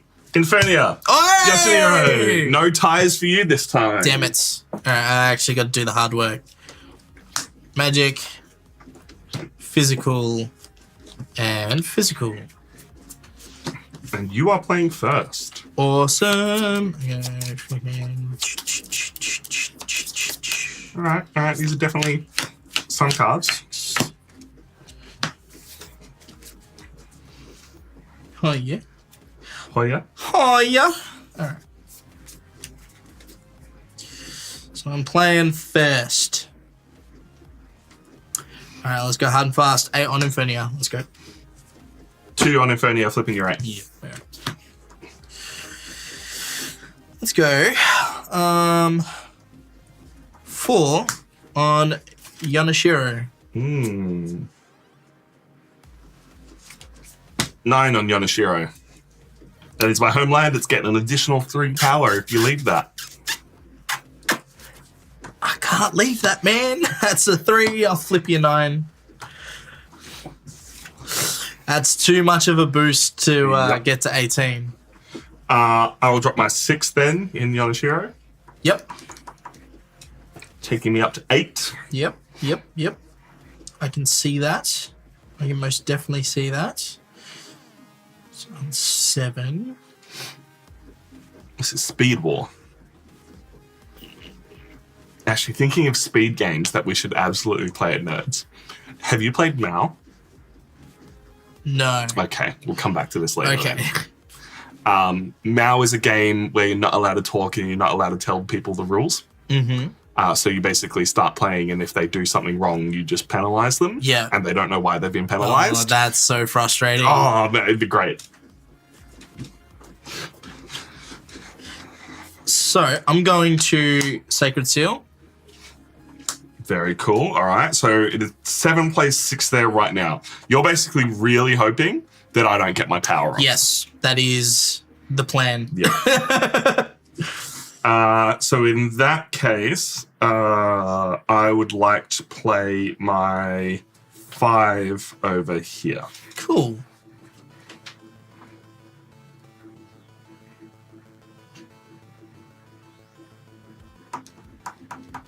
I'm going to play my 2 here and flip your 5. Cool.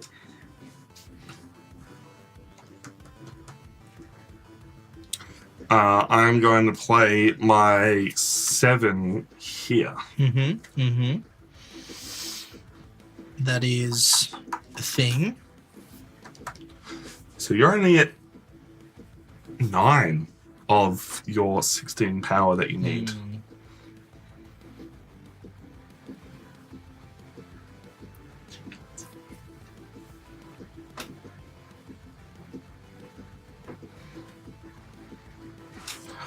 Your protection could really make the difference here, because I've just done the math. Yeah. If I get my power off, I have a maximum of 12 here. Where if you protect both of these cards, that would put you at 13. Yeah. But it would potentially leave your other cards open to abilities.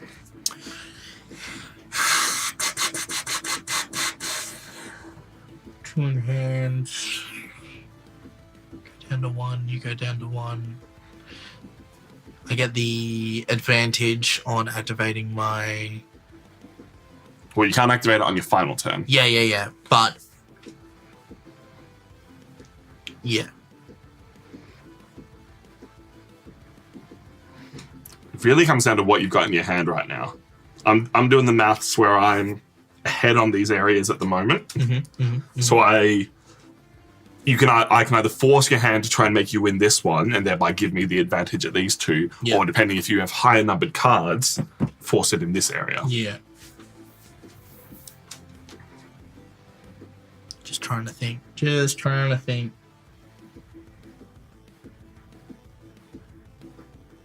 So what are you on?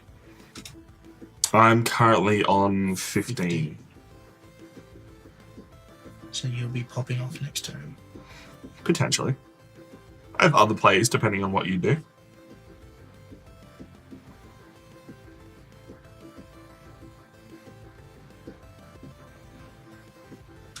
I think we've got the same cards in our hands.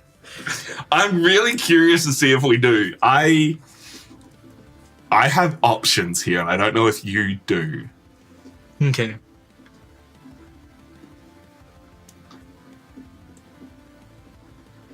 So what would you like to do? I'm gonna risk it. I bet you don't have the 10. Put 1 there. Alright, you still can't activate your power. I am going to play a face down card here and seal that area there. Yep.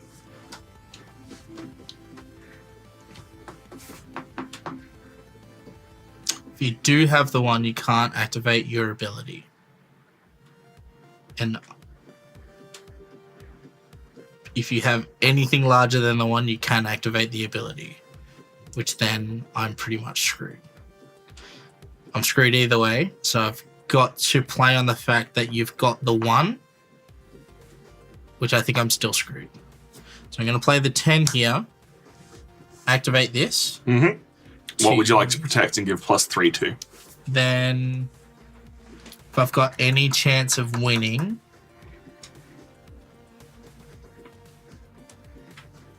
I'm going to have to do it to this one and do it to this one.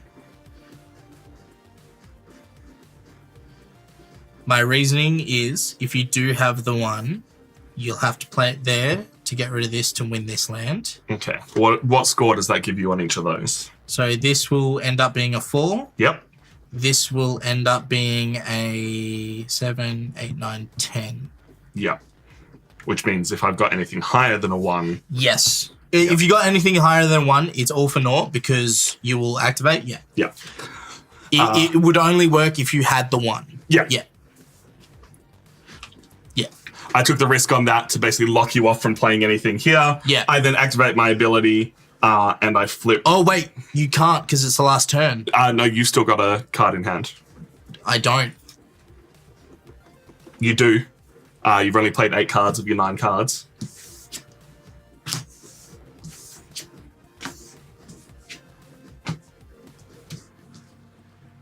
How have you lost a card? I haven't.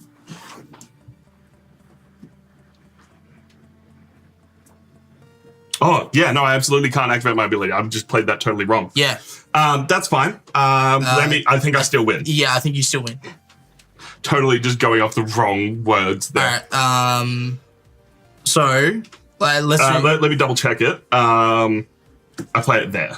Yeah. Because then, no, I think you win.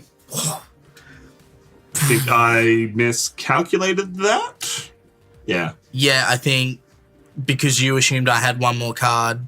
Because that's what I was working out was I get the advantage because I have the last opportunity to activate my thing. Yep. I should have done it the other way around. Yeah. But don't think it would have mattered. Yeah. So I actually would have. I screwed up. So 10. Yep. 10 plays 6. 4. Play it because you've got that flipped. Yeah, and 12. And then I win this one. Yep. If I'd done it the other way, sorry, if I'd played that there and then activated, flipping this over, you would have, then these would have all been plus 6. Yeah. You would have had to play the 10. Yeah. Because I was also like, because I also forgot it's the last turn. You can't activate that. Yeah. I got in my head about when I could activate my ability, which I then would have been able to, depending on what you This game gets deep, man. You would have powered up those to beat me here. Yeah. And then I played this to then beat you there. Yeah. Oh. Woo, buddy. This game gets deep. All right. That's my guy gone. Oh, thank 2 God for victories that. to you. I needed to get rid of that. Oh, yeah, no, I screwed that up big time. But my last one, I can flip one face-up card, either mine or my opponent's, on any land. So back to the control. But it's both my or your card. Okay, flip one card on any land. Just Face flip up card. or face down. Yep. Yeah. Easy. Well, I'll do the lands. Do the lands? All right. this time.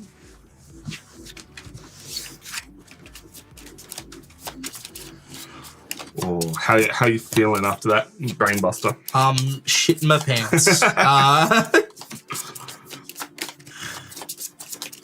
What you got? Give me some lands. This is like a really cool game to play while you're waiting for people to rock up for like Commander. It's a nice, quick 2-player game, but definitely in that Magic vein. All right, we got both blue and green available. It's a mixture of magic and trick taking, and that's even though it's not trick taking, right? But like your thought process is that it's my brain's instantly gone to that, so that's already like a big tick in my brain because I love trick taking, and this has the same thought process as trick taking. This is like 2-player Aurum to me. Like okay. Yeah, even though it's I have to stress this is not a trick-taking game. Right. You have the play. Yes.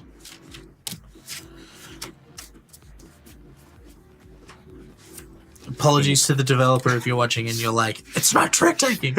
I think with the influence of the suits on the cards. Yeah. Whether that be intentional or not.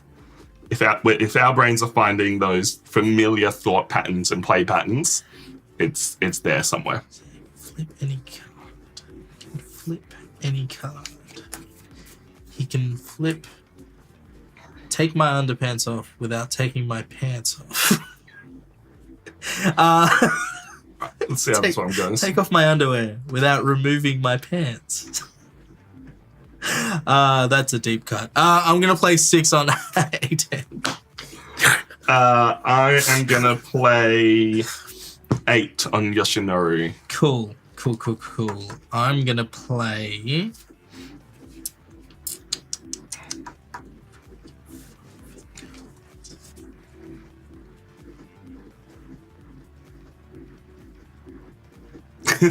How's the counting going for you there, buddy? Are you happy about the fact that we're hanging out here for another couple of hours? As your brain, you should have brought bathers. I didn't know we were doing things after stream. You did. You just forgot. No, I didn't. I was planning on going home. It's mentioned in the meeting.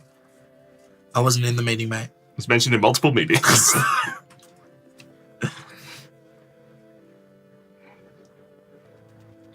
I'm gonna play. I'm so stuck in my own head. The only game Tom likes is my game. I'm going to play an 8 onto... You flip your 8. Yeah. I'm going to flip your 8. How dare. Yep. I'm going to play a 4 into... so we're both currently... you're at 8, I'm at 6. But we both need 16 to power up.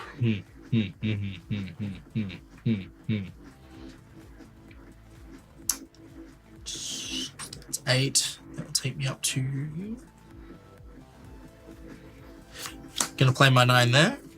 And... Because that does take me above 16. It does. Because you're going to flip things. I'm going to protect my 9 and my 2.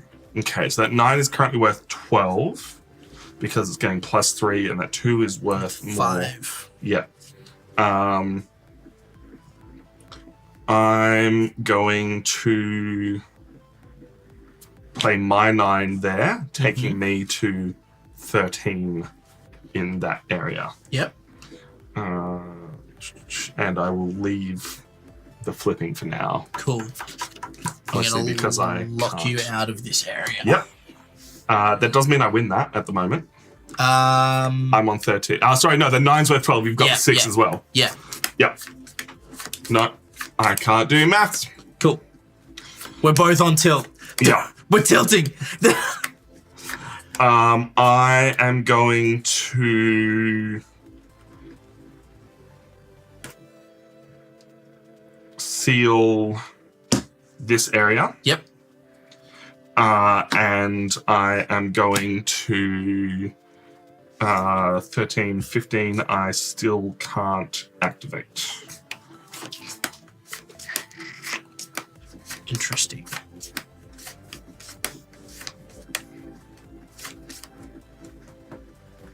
But I'm currently winning here by a whole 2 points. So what can he play? If he can play anything at all.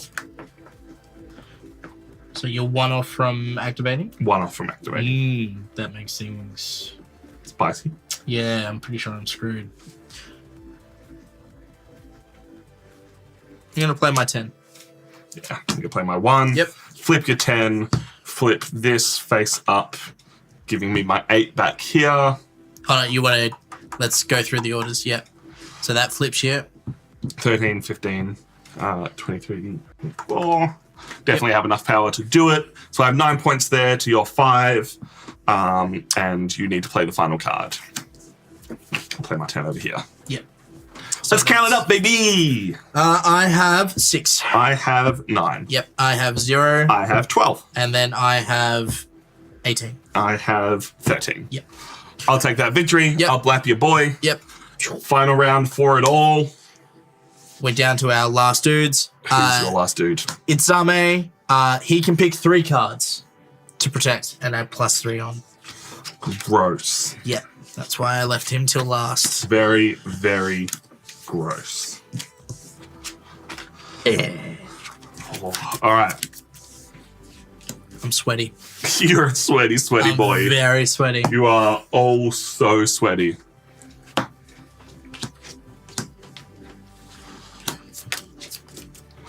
right. What are the final lands that we're fighting for this time?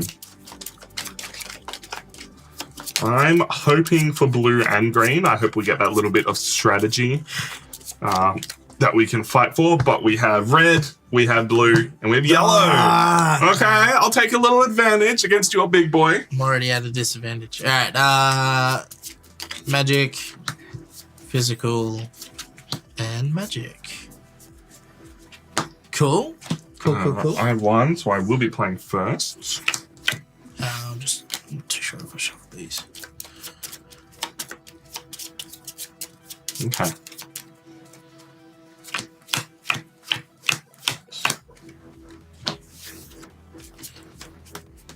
This might seem like a weird move. I'm hoping this plays out okay. play my 7 into my homeland, giving it the +2 power at the end of the game. Interesting. May or may not be trying to draw the threats straight away. Interesting. Untap your thing, by the way. Just so I can see.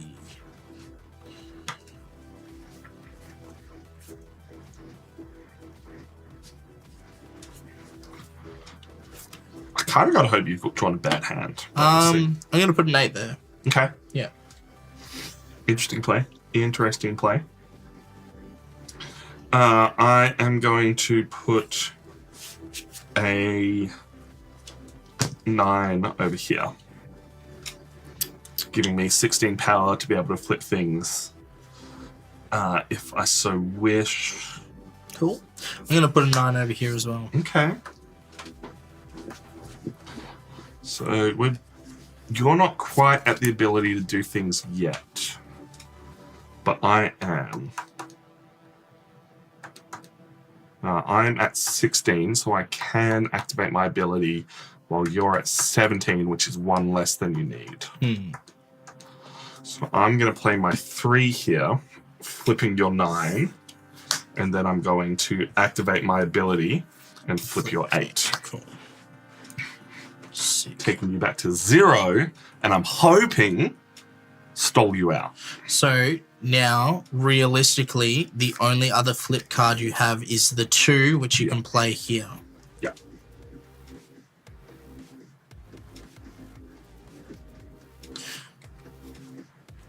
I'm going to play my 3 here, Yep. flipping my 9 back over. Yep. Takes you to 12. I am going to 12. 12 plays 12. If you protect, you get extra power there.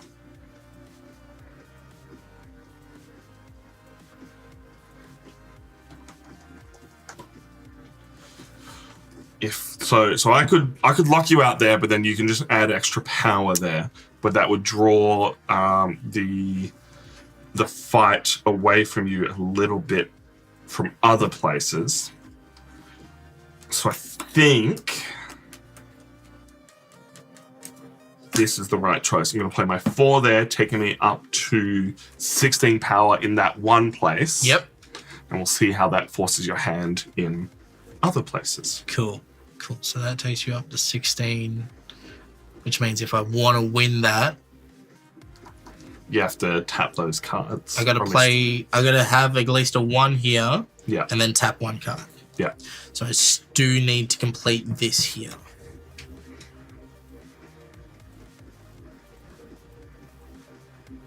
Okay. How are you feeling, Reese? How's that hand doing?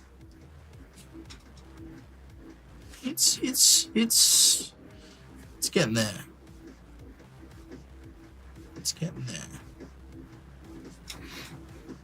I'm hoping hard and fast was the right way to play this. Hello, Goose. How you doing?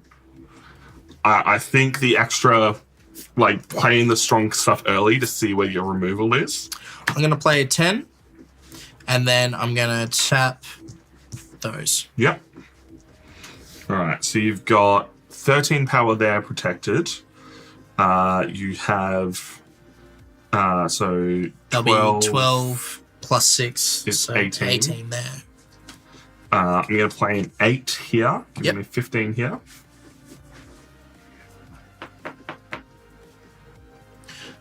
I'm going to flip your 8. Yep. I'm going to play a 1 here, doing nothing. And I think the maths may be in Reese's favor. I've got to hope you don't have the 2. So I'm going to play my 7 here. Yeah. So we are currently tied in that area. Yep. And you have definitely won this area, which means I can only really do anything in this area, but I had to play the 1 there. Yep. Oof. Yeah. Like I didn't have the value to do anything. Like my 6 and my 5, the ones to give you that extra boost there. Extra 6 power is huge. Hell yeah. Good game. Tough game. That was, I get blapped. Reese wins. That has been Age of Eon. It's not a trick-taking game, but hopefully you got what we were saying, where you are counting up your points, you are using your abilities in unique ways, both on your side of the field and opponent's side of the field. A really nice push and pull. As we said, this is on Kickstarter, if you're watching this in a few days' time, or hopefully it was successful on Kickstarter, because we love seeing Australian games get some support. We are going to review this. We're going to dive deep into our thought processes, everything that we enjoyed about this game. As we said, there is a Kickstarter expansion that adds Chaos cards. No, that's not Chaos cards. That's the yellow cards. The Chaos cards, Chaos resolves an instant effect that will add some variability into the game. If you want a little bit more randomness in your game, you can flip all people's face cards, flip all face-up cards with multiple attack types. Just that extra little bit of randomness to help people win the game. That is a Kickstarter exclusive that you can check out at the Age of Eon Kickstarter. Link is down below or in chat. You can type !now playing if you're watching us live. I think that is a long enough ramble. My name is Tom. We have Reese. Hello. Thank you so much for watching, and we will catch you next time. Bye-bye. All right, I'm gonna go stretch my legs. Do a big stretchy cruise. That was sick. Reese, we haven't even got to the review yet. Sorry. You're Spoilers. speaking out of turn. Spoilers. Let me just go stretch my legs. Tom, if you want to have a chat to Super lost in what's happening, so I have to rewatch from the beginning. Bedtime here. Get some sleep. It is a 2-player strategy game. You're counting numbers against other people's numbers and using abilities to affect those numbers. Oh, man. Spicy day. Reese mentioned that he didn't know, but we are taking photos later today of this game, so you'll see some cool artsy AF photos from Nerds of the West about this game in the near future. You got to see every single faction that we played there, so hopefully they made sense of the different factions. I personally am a fan of the blue faction. I think the ability to flip cards and have that control is the most powerful out of everything that is going on. But obviously the timing of it matters. The locking the abilities behind a power wall with the ability to reduce opponent's power is very, very strong indeed. It's a cool game. It's a well thought out game. If we didn't mention it during the playthrough, first time designer. This is his first game, which is just wild. I always recommend, if people ask me about board game design a 2-player game first. You'll be able to lock in the variability easier, lock in the power level easier. However, you run the pitfall of it being basically played to death. So you really do need to lock that variability and power level in, because otherwise people will find the strongest possible combination, the strongest possible. They will solve your game because it is easier. This has that variables both in what lands are being played, what cards you can play where, and the fact that your hand is randomized from 10 down to 7 means that you are just not ever in full control of the game. It will happen sometimes that you just have the perfect hand to play, and that's where it kind of matches a trick-taking game for me. You have that ability to go, I need to play in this order to maximize what I have, but you have choices of what way you do that, and it's cool. I dig it. I had a lot of fun with this, and I hope you will too when you get a chance to play it. Coming up for Nerds of the West, next week we have another Australian game. I believe we're playing Trick Draw, which is not a trick-taking game, regardless of what the name is, but is a Western-themed, basically gunslinging, card-slinging, similar to Magic the Gathering in that you're firing off combos and building up a power base as you go, but has a really fun end game trigger where once one person reaches 10 points, the round ends, and then it's whoever has the most points after a final round will win. And anyone who ties for the most points laps each other, and they are eliminated from the game, which is... It's going to be fun. Week after that, we have another Kickstarter preview. We haven't had one for like 6 months. Now we're doing 2 in like a few weeks. And then we got to do Lachlan's Western-themed one-shot and Twilight Imperium. And also finish off Ticket to Ride. Ticket to Ride, which I think we currently have scheduled. And play the 2 games that are in those boxes. Look, I shouldn't complain. We're doing cool shit. Yeah. My peek behind the curtain, one of the things I wanted to push for this year is for us to do better in a business sense, which I feel like we're currently on track to do. Because, like, truth be told, I would like this to be my job. It'd be nice to just hang out and play games all the time. I love what I'm doing at the moment, but, like, you know, it'd be cool to turn this into somewhat of a job. Or more of a job. Yeah, one day. Yeah, one day. So, which we are taking steps this year to do. Like, we have a Patreon that we'll start talking about soon. We have merch that we will start pushing soon as well. Start wearing merch and you'll be like, that's cool looking merch. I want that. Yeah. That's the hope anyway. But yeah. So that's you know what we're planning on doing. So hopefully. Anyway, things are happening. My legs are sufficiently stretched. That's a good stretch. Tight, dude. I had some tight hammies.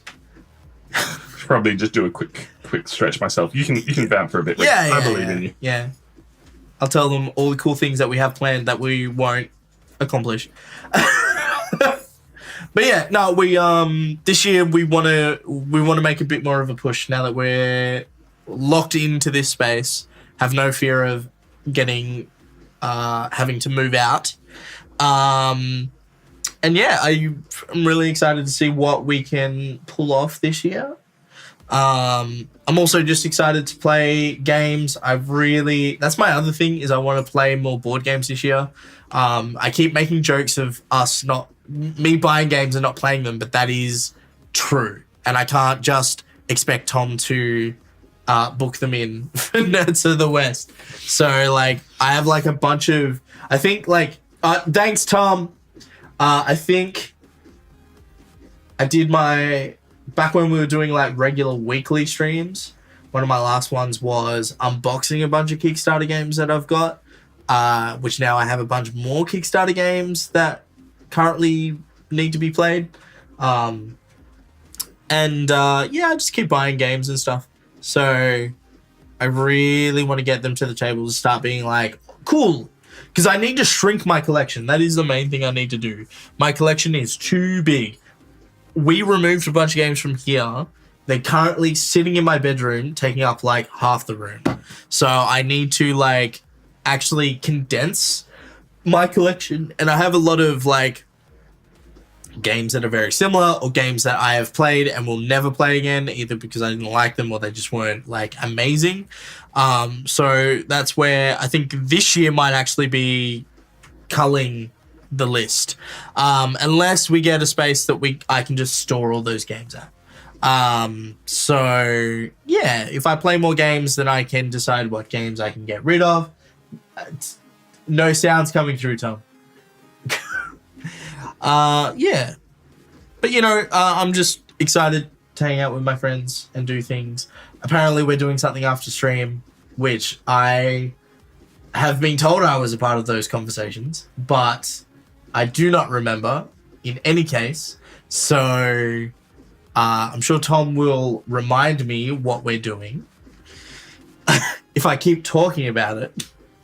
And this is where Tom's like, no, yeah, we organized the no Reese's party where no Reese's are allowed. It's just photos. I knew we were doing photos.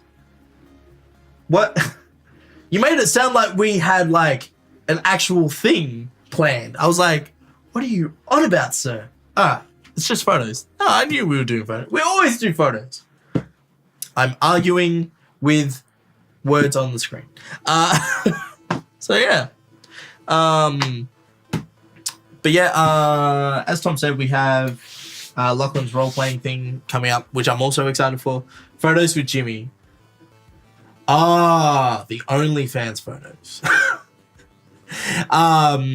So we have that coming up, and I know we keep saying we want to do more role-playing stuff, but I feel like we're going to get more role-playing stuff off the ground this year, hopefully. Fingers crossed. We have a lot that we want to do, but like we also need to figure out how to make it work. But yeah. And I'm also working on my other channel, which is Dude Where's My Ring, which is my wrestling thing, which I'm going to take a moment now to plug. So I run the YouTube channel over at Dude Where's My Ring, which is a no-ring deathmatch wrestling company that I run with a few friends here in Perth. We are just about at we've been around for a year. We currently have 2 shows happening next weekend, Friday and Saturday, followed by the WWE show that's afterwards. And then that's gonna be huge. We have our 1-year anniversary, which will be 1 year and 1 month after we've started. But it's been going pretty well. I think we're at like 1,700 subscribers. Hold on, I need to double check that. And one of our top videos at 150,000 views. It's pretty wild for a wrestling show. Yeah. It just blew up. Really popular in India. Yeah, okay. Yeah. So we've got 1,720 subs for a year. Nice. Yeah. And then Gonna get on that shorts game, brother. yeah, bro, it takes me 3 months to get a show out. You think I've got time to make the shorts? I'm really Honestly, I just need to sit down and watch you edit one day and be like, you can do this better. You can do this better. Yeah. You can do this better. Yeah, probably. It's mainly my own procrastination. Yeah, fair. That is. Yeah. See, I put out 3 videos each week. I don't have time to procrastinate. Exactly. Yeah. So our top video has over 160,000 views. Brutal. So like it's really good. We also do things other than death matches. So if you are If you don't like blood. if you don't like blood, they're the ones labeled as death matches. Watch the ones that aren't death matches, and you might like those ones. Our thing is that because there's this stigma with death matches. Our thing is that we can produce a professional wrestling show showcasing death matches and also showcasing the fact that you don't need a ring to make it a thing, which I think we're doing pretty well. I think we have one of the most professional looking products in WA as well as Australia. And to be honest, I want to see how that goes. So plus that is currently being a job. So yeah. Anyway, that's enough about what I'm working on. You ready to talk about this game? Let me wet up the vocal pipes. Let's see what breaks when we hit this button this time. Alright, I'm ready. This is Age of Eon. We are fighting over lands, activating our mighty forces, and all around having a great time. We hope playing this 2-player strategy game. We are Nerds of the West, and we have done a teach and play of this game. If you want to go see the game in action, you can go and do that. But right now, we're doing our review. We're going to be telling you about this game so that you can have an idea of what it's about, what it's like to play, and ultimately decide if it might be right for you and your friends. Although in this case, it is mostly a 2-player game. You and one friend. And at the end of the day, we're going to put this on our Nerds of the West ranking list. We rank games here, we rate games here, not based on a 1 to 10 objective scale, because that is basically impossible to do. We found just, if given the opportunity, what we personally would prefer to play, taking into account setup time, play time, table space, all the little intangibles. I have talked enough. My name is Tom. Reese, what's going on in this game? What's the deal with Age of Eon? You're going to throw that at me, mate. What do you do in this game? All right, so in this game, we probably should have not cleaned this up. In this game, you play as 2 warring factions trying to fight over control of these lands. And you do that by playing attack cards to increase your attack value over the lands, and then whoever has the higher value at the end of that round wins the land. Whoever wins the lands, wow, you've put me on the spot here. Whoever wins the most lands out of that round wins the round, and then you play until all of your generals, demigods Demigods are dead. If you win the land, defeated. you kill the demigod. Yeah. Not only is this a game of numbers, because it might look like that just based on what you can see here, a lot of the lands have additional powers on them. So if you play this number 7 into your homeland, it gets additional power. But you won't always be able to play that 7 into its homeland because you have different command cards that tell you what kinds of cards you can play into each land. And some power cards, attack cards are going to let you flip other people's cards, and each demigod has its own power that you can activate to then blap cards, flip over cards, interact with the game in different ways. There are 4 different lands, there are 4 different factions, everyone has different powers. Hopefully that gives you an idea. Reese, I did not expect this game to be so brain-busting. I was like, 2-player, strategy, maths, let's go. Not so crazy. The second you have to take into account, all right, I've only got 7 cards, which means I only get 7 actions, which means I might want to start off really slow and force your hand. I might want to flip over your cards as soon as possible so you don't have the power to activate your demigod. I might want to save cards for the end so you can't interact with them. Oh, your faction lets you protect cards. My faction lets me flip cards. Your faction lets you draw extra cards. There are like so many variables in a game with 7 cards. Yep. It's very rare to see you lost in the tank. Yeah. Right? Like, if you go back and watch our gameplay, very much our second game, I got lost in the tank, and then you got lost in the tank. Like, there is layers. This game is an ogre. It's an onion. It's an onion ogre of layers. It's very deep, but I want to say in a satisfying sort of way. It can be very deep. I want to make that clear. There are some games that you have your 7 cards, and the second an opponent plays a card, you go, I can't deal with that. Yeah. And the second you can't deal with that, your opponent knows that you can't deal with that, and they just push that point until they win the game. Yeah. Which is totally fine because rounds take 5 minutes to play. Yeah. If we didn't have the setup, we would have in out. You play 7 cards each in 5 minutes. You might activate 4 abilities in that time. And then a round is winning 3 battles, which means a game might take 20 to 30 minutes. Yeah. Which, when each round has the opportunity to be either really deep or really not, or somewhere in between, makes it really satisfying, not only to figure out how to beat your opponent, but also like the best way to push the game in certain ways to give you that opportunity. The fact that there are those ways that you can go, all right, I need to get up to 18 power, which means I need to play, all right, probably a 7 and an 8 to get up to there, and then maybe one of my weak cards to get me to 18 power. But the second you play that 7, your opponent drops a 2 on you. Yep. To then flip that 7 over. You don't have that power to activate your ability anymore. And you have to go, all right, does that mean I play my 10, my highest card, as soon as possible, or will they have the 1 to flip that over? If I play my 10 at the right time, that gives me the ability to protect my cards. So can I wait long enough? Or if I wait too long, will they have already won 2 of the lands? There's so many like questions going on, and like I reckon this is like a really good warm-up game, like for especially if you're going into a heavy. I want to be clear, not just a warm-up. Not just a warm-up game. You could very satisfyingly just play this all night long. Yes. But this is a great get your brain going game. Yes. This is switch the game on. Like perfect situation for me for this game is waiting for people to rock up for Commander. Waiting for people to rock up for a heavy strategy game that we're going to play. Like get firing. Get your neurons firing.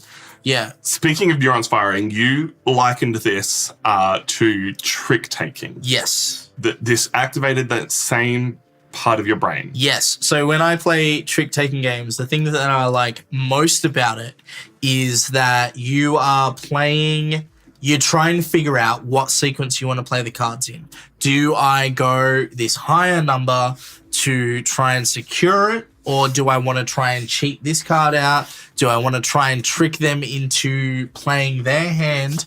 And while this isn't a trick-taking game, it does have a lot of those elements, which I felt were really interesting and really like scratched my brain in the right way. I'd be really curious to know if the developer had done that intentionally, because each of the different factions has a different suit associated with it. So green is hearts, blue is diamonds, yellow and red are spades and clubs. So I can definitely see that coming out. And I love that those kind of influences, both if you're an avid board gamer like we are, you will see those and go, cool. Like it draws that connection between this game and something else and helps you learn the strategy. But if you're not an avid board gamer, if you haven't played a trick-taking game before, which I always say, if you've never taught someone how to play a trick-taking game before, it's incredibly difficult. It's its own language. This game is as simple as, here are the numbers, here are the powers, go. Yeah, this is actually, you don't even need to know how to play a trick-taking game. Like, it just has that element there. It's, I don't know, it's something really satisfying about playing. I don't even know if satisfying is the right word. There was just, it itched my brain in the right way for me to. It's that the strategy and the layers are that little bit too difficult, right? Like you know what I mean? When a game is just tough enough, that it makes your brain go, burr. Yeah. This game hits that point. Yeah. There are so many two-player games where it starts to feel samey. This has so much variability between each round, between the different lands that come out, because if it's your home land, you will get extra abilities there, but also you win if that land is a tie. Yeah. And so just that little bit of extra goes, all right, I can play a different way now. Yeah. And I think that's what I loved most about this game was each round felt fresh. Yeah. Either just because of the variability in your hand, the variability of the lands, and the fact that either you or your opponent is now playing with a different demigod, so there is a different power to take into consideration. Yeah. Every single round felt fresh. Yeah, it wasn't that thing of, well, I've just got to play till he runs down his cards, right? It was very much of, I lost the last game, so my abilities now changed, so I'm now going to play slightly differently. I also played this way last game. That didn't work, so I need to play differently. It's constantly evolving game to game to game to game. And, like, yeah, it wasn't one of those things where, even when I lost, I wasn't necessarily disappointed, because I was just like, I still have heaps of time to catch up. And that's where it's like, it's also good that you have to go through 3 of your demigods instead of like, oh, it's best of 3. Because I think then that puts a lot of pressure for you to not try and play a different way. Whereas like having to go through all 3 of them to win or lose, you have that extra link there to just quickly, cool, I'm going to play slightly different. My strategy's played. And then your opponent has to then be receptive to that and their strategy has to change, you know? So... And the art's gorgeous. The art is really cool. Like, it's really dope. Not just having different cultural influences on each of the cards, like everything is done very, very strikingly and very, very pretty. Like that's a good looking dragon right there. The designer has done all the art himself. Oh, really? Awesome. Which is very, very cool. Nice. Some people just have that talent. For a first-time designer... Me, not so much. For a first-time designer, very, very cool to see. There's some Kickstarter expansion stuff that we haven't checked out just because we're looking at just the base game today. So, Reese, just the base game. Where would you rank this on our Nerds of the West ranking list. As I said earlier, this is not objective 1 to 10, just if given the opportunity, what you personally would prefer to play. Now, two-player games, I adore for the opportunity to bring them out with my partner. She and I both thoroughly enjoyed playing this. I don't know how often I would personally bring this out. Yeah. Because a two-player game, personally, I'm looking for something a bit more casual and a bit more fun. That's not to say that this isn't really, really good. Yeah. My personal preference for two-player games is the lighter end of stuff. I like heavy thinking, complicated when I'm playing with multiple people, and this hits that itch for what I want in a game. But two-player games, I like the casual side. So this game is awesome, but I'm going to put it below Space Base. Okay. Because I love the two-player version of Space Base. Yeah. It's not as heavy as Ark Nova. Pyramido just scratched a different itch. This game is very cool. So, and that's not to say this is like a 5 out of 10 down here. Yeah. So I'm thinking about it in a different way where so I don't play two-player games that often. It's mainly with you guys or whatever. But man, when you were like Pyramido scratched an itch, that's the thing that's resonating with me, right? That's the thing that makes me want to pull this off the shelf and be like, I want to play more. I want to scratch that itch. Sometimes you just want to have that in-depth strategy, and the fact that you can have that in such a short amount of time. I think a full game is supposed to be 20 minutes, right? Yeah. So it's very hard to go past. I can see me pulling it out quite often, especially in a more social setting. I reckon this would be a fun game to bring out at Board Game Night and be like, yo, check this out. Yeah. Especially if you overflow numbers, people rock up late, set it up, go. I'm going to go here under Ark Nova, above Pyramido. I'm going to drop it in the middle of everything. We will re-rank this at the end of the year. Everyone at Nerds who plays games will give their opinion on it and re-rank everything. So we'll see where Age of Eon ends up. I will say one thing I don't think we touched on when at the start of this. This game's incredibly easy to teach. Yes. And the layers come out the more that you play it. Yeah. Picking it up and just going, numbers here, go, can be incredibly quick. Yeah. It's 10 minutes to read through the rulebook, if that. And then I flicked through the rulebook. Tom then taught me the game. And then basically after you play your first game, the learning is organic through the game itself. Which is very cool to see. So that is our thoughts on Age of Eon. If you're going to check this out, the Kickstarter link is in the description below. And just, we like it. That's all I got to say at the end of the day. We highly recommend. If you're going to check it out, let us know. Otherwise, come and join us live in the future. Let us know if you do check it out in our Twitch and YouTube chat. My name is Tom. We have Reese. Hello. We're Nerds of the West. Thank you so much for watching, and we will catch you next time. Bye-bye. But cool. No, I really liked that. I reckon a few people would get a kick out of that. Yeah. Mainly the Magic players. I'm going to be honest, Reese. You weren't my first choice to play this. I know. Chris wasn't available. Chris would. I think Chris will love the shit out of this game. Yeah. Plays it, he's like, nah. No. I reckon Chris will love this. I reckon Jimmy would like it. Yeah. I don't think Lachlan would. I don't know. Some strategy games hit with Lachlan. Yeah. I reckon Kai would also like this. Kai like this. It's not similar, but Radlands, it's got that push and pull vibe. Yeah. So this is definitely one that I'm going to be like, cool, take it home, play. Very, very cool. So, yeah.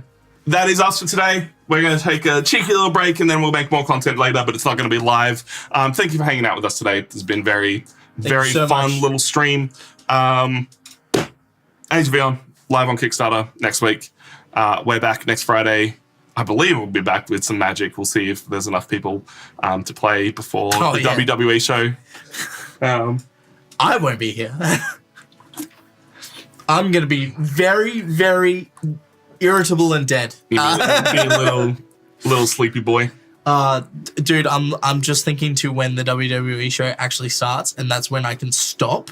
What time is the show? It's like 6:30. The gates open at 3:30. Oh, okay. So I'm just like, I have to wait for Jimmy and Tegan because they got my ticket. Yeah. But they'll also be at the show anyway. So What did we?